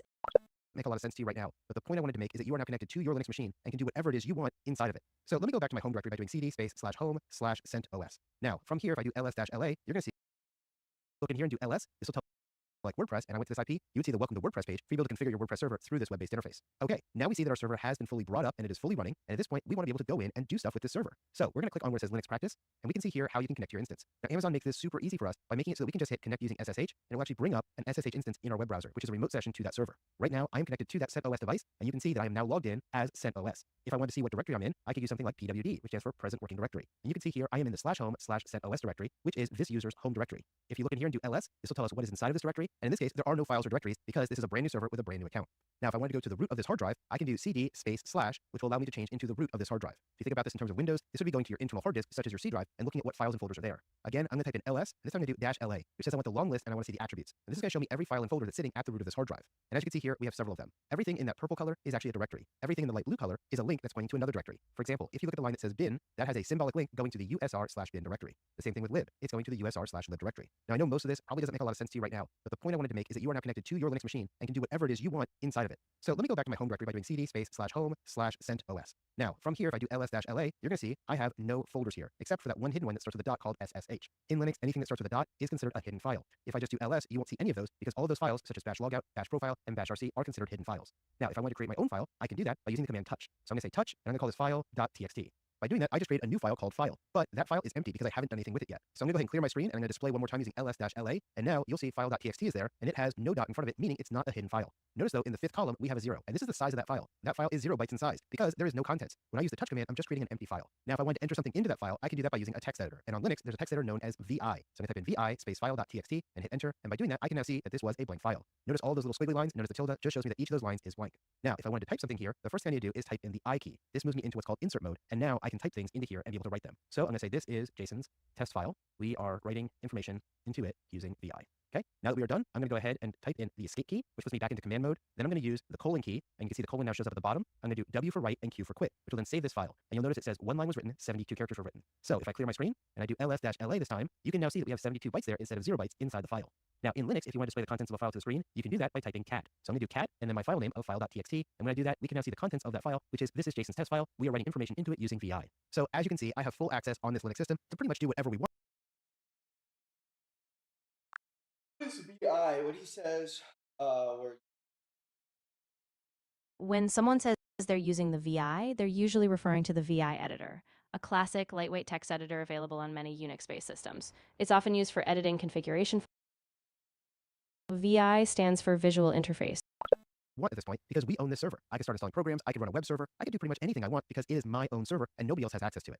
The only real limitation here is that we are using a command line interface instead of a graphical user interface. So you have to get comfortable using Linux in the command line if you want to run and operate this server. Now, this is a very common thing in the cloud. Most cloud servers are going to be text-based because we don't want all the extra overhead and processing requirements that a graphical user interface provides for us. Because of this, when we use a text-based interface like this, we can use less expensive and less powerful servers and still provide support to a large audience. For example, if this was a web server, this little $10 per month web server can host probably 100 to 500 people pretty comfortably. Now, if I started getting thousands of people, I would have to upgrade to the $20 or $40 per month plan and keep upgrading as my audience grew for my particular website. Let's go ahead and go back to our Amazon Lightsail interface. And here you can see that you can also connect to this using your own SSH client instead of using the browser-based one that I just demonstrated. If we go to the next tab, you'll see storage. And here you can see I have a single system disk that was 60 gigabytes in size. Now, you may find that 60 gigabytes is not enough space for you. And if that's the case, you can actually add additional attached disks using the interface here. To do that, we'll simply click on create new disk, and then you'll be able to select how big of a disk you want. Now again, disk space here is on an SSD, which is more expensive than using older, slower traditional hard disks. And because of that, you'll see the cost associated with it is going to be based on your size that you choose. For every gigabyte of space you want, you're going to be paying 10 cents per month. So if that 60 gigabyte space wasn't enough for me, and I wanted to have an additional 64 gigabytes, I can do that, but it's going to cost me $6.40 per month to do that. Now, the great thing about using a cloud-based interface like this, though, is that you can also choose any size you want. So let's say I wanted to have a 1 terabyte drive. I could do that by doing 1,024 gigabytes, and you can see that would cost me $102.40 per month to attach that to my Linux server. Just to show you how this works, I'm going to go ahead and create one that is 10 gigabytes in size. This will cost me $1 per month. I can give it a name, such as storage disk, and then I can go ahead and create that disk. Once you do that, you need to select the instance you want to attach it to. In our case, I only have one, which is my Linux practice machine, but if I had several instances, such as my Dion training website, another one from my Your Cyberpath website, and things like that, I could choose which one I want it to be attached to. And then you'll see that the path to this disk is going to be /dev/xvdf on my Linux system once I attach it. So I'll go ahead and hit attach, and now that is going to be put into place on my Linux system. Next, we're going to go back here to home, and then we're going to go down to Linux practice again, and here we're going to click on metrics. With metrics, I can see how hard my system is working. Now you can see here that this is my CPU overview graph. And as you see, we launched this server right around 3:52 p.m. on July 17th, and originally when we started the server, it was operating at about 20% CPU utilization. That's because there was a lot going on when we first started up that server, and it had to bring itself up. Once that happened though, and we got back to our normal workload when I was in the command line doing things, you can see it dropped down to about 1%. This is what we call the sustainability zone. Now, because this is a cloud-based system and we're using a virtual processor, Amazon is doing a lot of hard work on the back end to make sure we're getting good performance. Let's say, for example, I use this to host a website, and I get a lot of people that jump on my website all at the same time. Well, what'll happen is there'll be an increased demand and the processor will go up. As that processor goes up, you'll see it go into what's called the burstable zone. If you get between 40 and 60 or 80%, you can actually burst, which means that Amazon is going to give you additional capacity to be able to handle that load so your server won't crash. Now, they will do this for a certain amount of time per month based on your system, and so you only have a certain amount of burstable capacity available. You can see here on the bottom graph, that's the remaining CPU burst capacity. And we have lots of additional burst capacity available on our system because we haven't really bursted because we're not running a lot of stuff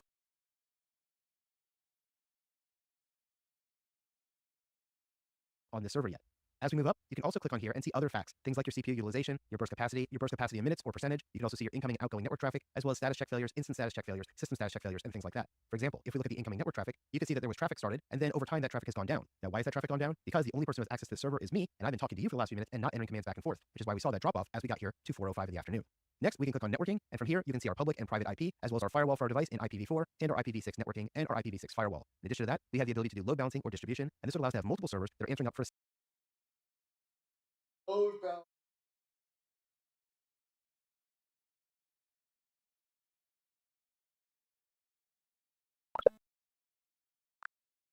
What is load balancing? Load balancing is the process of distributing incoming network traffic or workloads evenly across multiple servers or resources.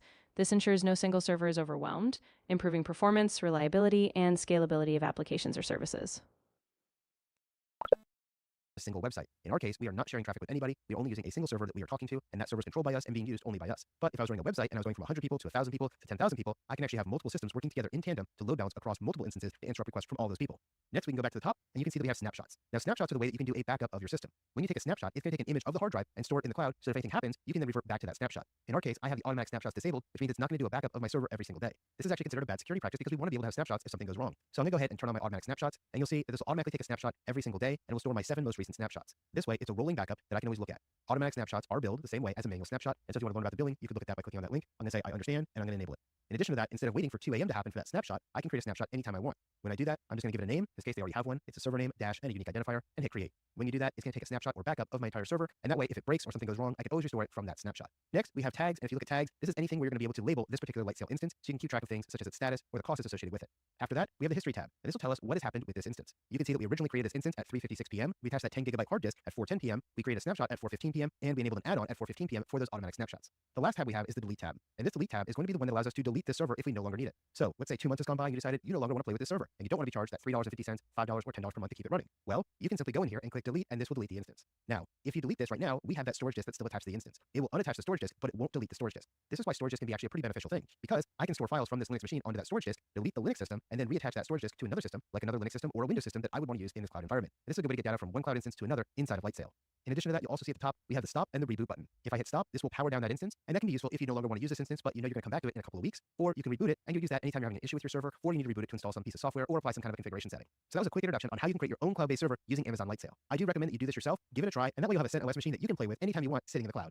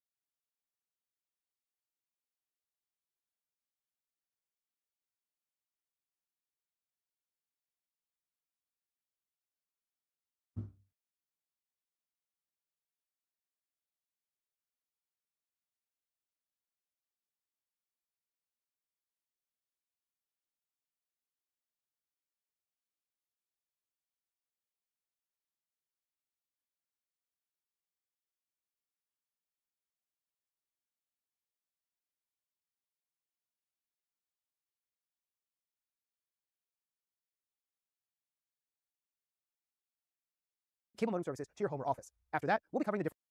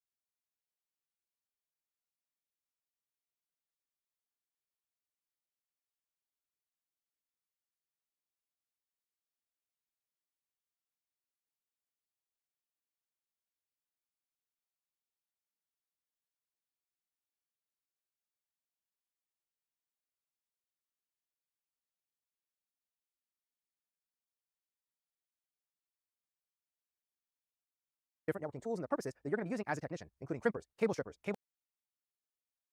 In this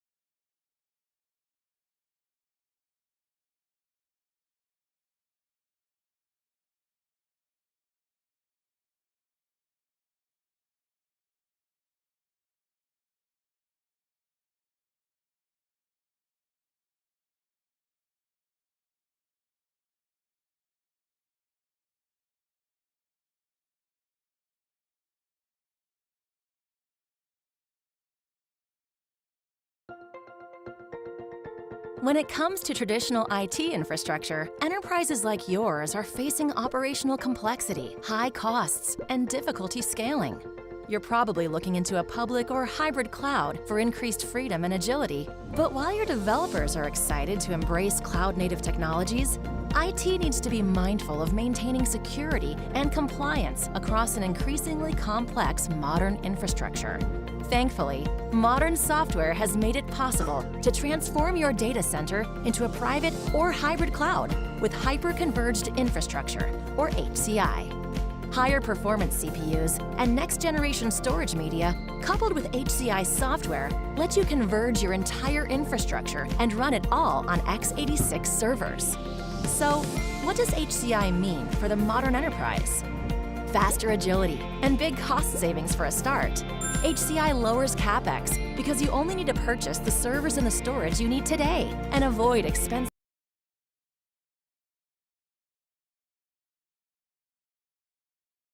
premises or hybrid IT infrastructure, you will no doubt come into contact with the hyperconvergence hype train, promising reduced costs, greater flexibility, and free puppies for everyone. What is a hyperconverged infrastructure? What are its benefits? And does it deserve a place in your budget? Stick with me and let's find out. Welcome back to the Pro Tech Show, the place for tech tips and advice for IT pros and decision makers. To understand what hyperconvergence offers, we need to compare it to a traditional data center infrastructure. A traditional data center infrastructure is sometimes called a three-tier infrastructure. Those three tiers are the network tier, the server tier, and the storage tier. Let's start simple though. Here's a standalone server. It's a single box that contains computational resources,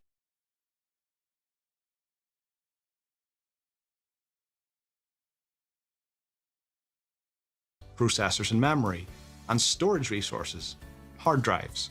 This is no different to your desktop PC resources, processors and memory. three-tier infrastructure.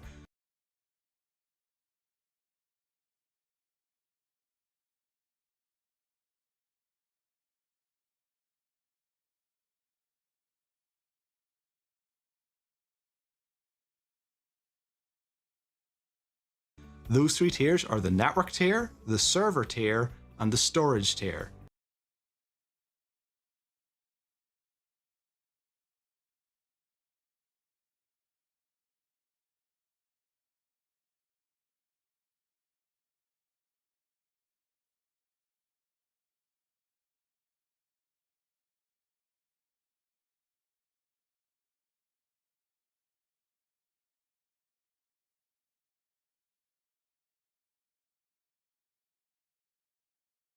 Let's start simple though. Here's a standalone server. It's a single box that contains computational resources, processors and memory, and storage resources, hard drives.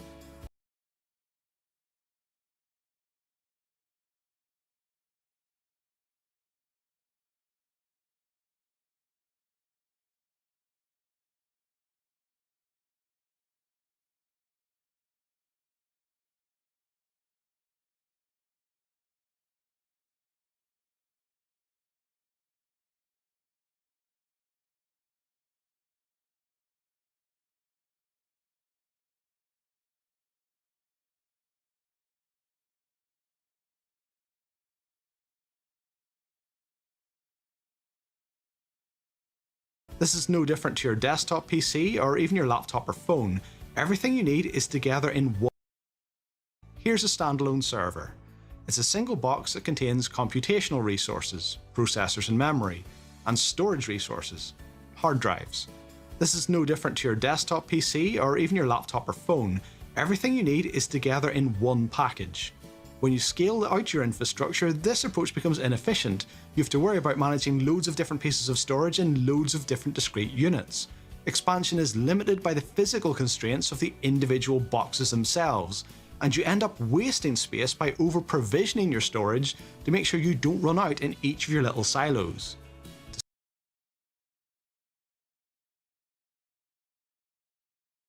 To solve this, using the storage to your laptop or phone, everything you need is together in one package. When you scale out your infrastructure, this approach becomes inefficient. You have to worry about managing loads of different pieces of storage in loads of different discrete units. Expansion is limited by the physical constraints of the individual boxes themselves, and you end up wasting space by over-provisioning your storage to make sure you don't run out in each of your little silos. To solve this, organizations started separating their storage from their computational resource into a separate storage area network or SAN. Your servers now do the computation and connect back to a centrally managed pool of storage. As well as being much more flexible and scalable, this makes it easy to do things like replicate your data to other locations and back it up more efficiently, because you can replicate or back up the SAN itself rather than having to manage backup and replication on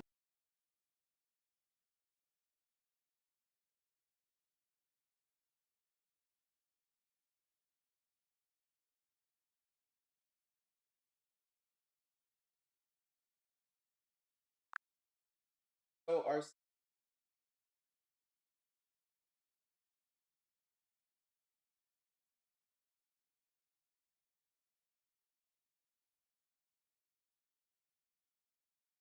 A SAN storage area network is typically a separate network from the servers themselves. In a SAN architecture, the storage devices are distinct, centralized units connected via high-speed network like Fibre Channel or iSCSI, and the servers access them over that network. In contrast, traditional storage is often directly attached to the server, like local drive.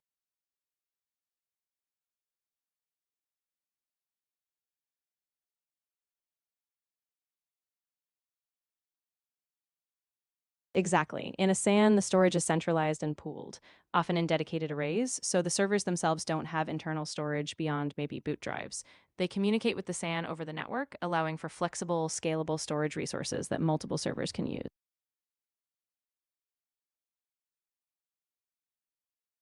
Yes, that's correct. A SAN is its own network. It's often a dedicated high-speed network like Fibre Channel. Exactly. The storage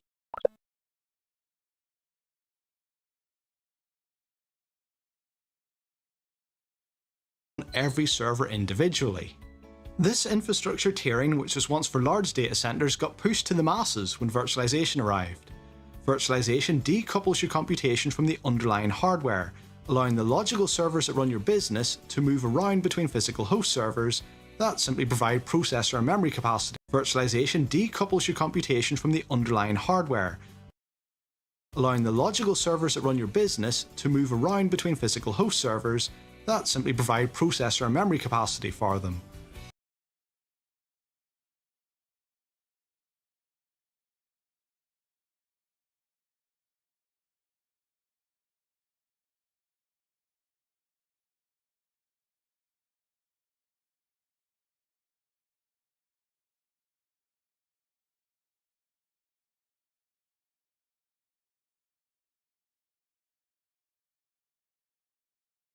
Servers.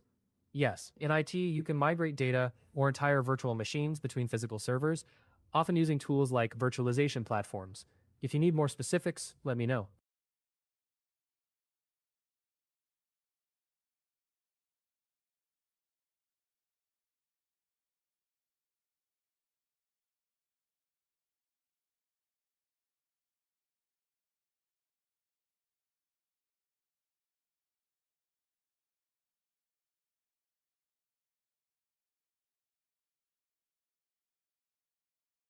Yes, virtual machines are essentially files that contain the operating system, applications, and data. This makes them portable. You can move or copy them between physical servers or storage systems, enabling So they only Virtual machines can be stored on a SAN, but they can also reside on local storage or other network storage systems. in like main.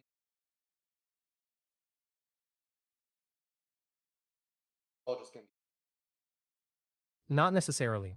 While many data centers use SANs for centralized storage, virtual machines can also be stored on local server disks or other networked storage systems. It depends on the I know that.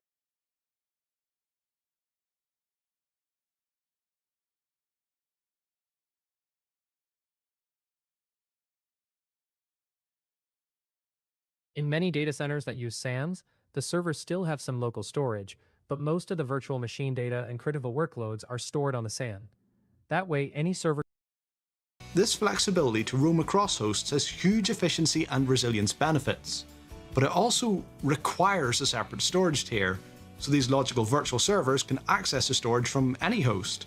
There's no point being able to seamlessly glide your computation between different host servers if you're going to be tethered to one of them anyway for access to your storage.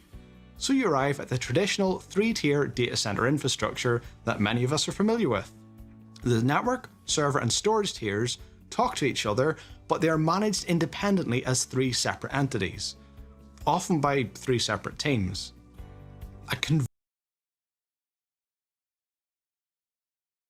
Virtualization arrived. Virtualization decouples your computation from the underlying hardware, allowing the logical servers that run your business to move around between physical host servers that simply provide processor and memory capacity for them. This flexibility to roam across hosts has huge efficiency and resilience benefits, but it also requires a separate storage tier, so these logical virtual servers can access the storage from any host. There's no point being able to seamlessly guide your computation between different host servers if you're going to be tethered to one of them anyway for access to your storage. So you arrive at the traditional 3-tier data center infrastructure that many of us are familiar with. The network, server, and storage tiers talk to each other, but they are managed independently as 3 separate entities, often by 3 separate teams.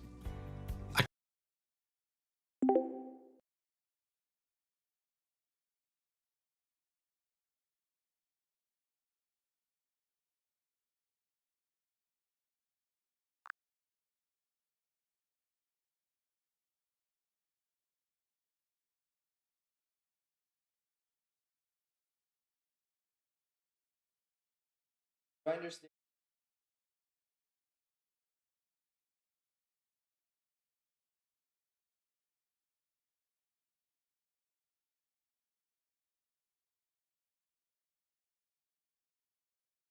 That just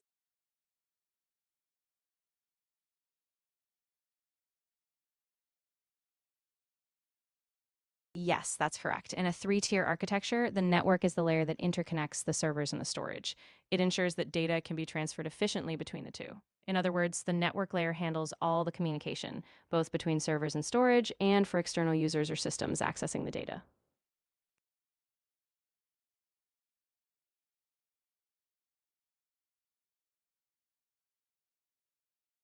When we talk about the three.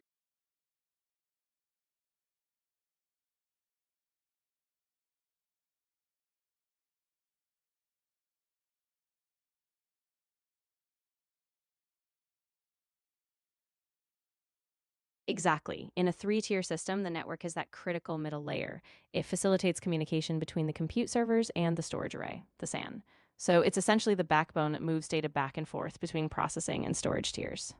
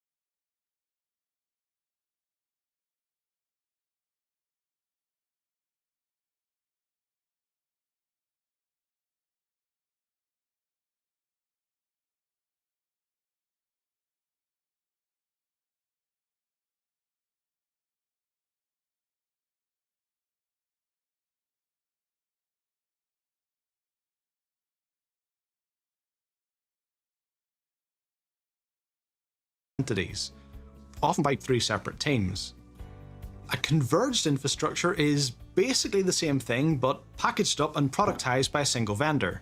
Cisco, for example, offer a FlexPod converged infrastructure that is comprised of Cisco network switches, Cisco I can break servers down running specific something parts like of the vSphere. network or storage if you'd like more detail.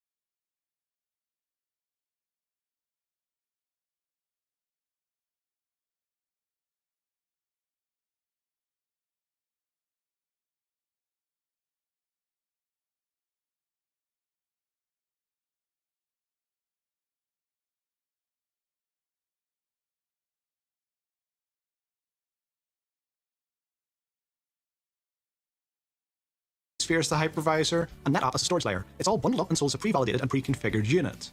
The idea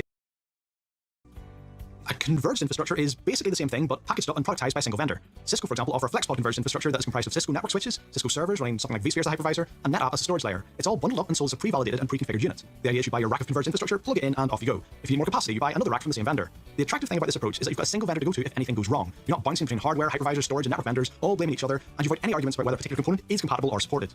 There are some downsides as well. In theory, a converged infrastructure is very scalable, but in practice, it can be prohibitively expensive to do so. The entire thing is vendor locked, and if you just need to add a little bit of capacity here or there, you might find yourself over a barrel. The vendor may insist that you can only add capacity by purchasing an entire rack full of kit, which would be massive overkill. And of course, there's only one person you can get it from, so it's not going to be cheap. If you feel tempted to add a little of your own, that may invalidate support for your entire data center stack, negating the benefit of going for converged infrastructure in the first place. So what is hyper-converged and how is it different? Traditionally, the server and storage tiers of your 3-tier infrastructure used physically different hardware. The storage used dedicated arrays with storage controllers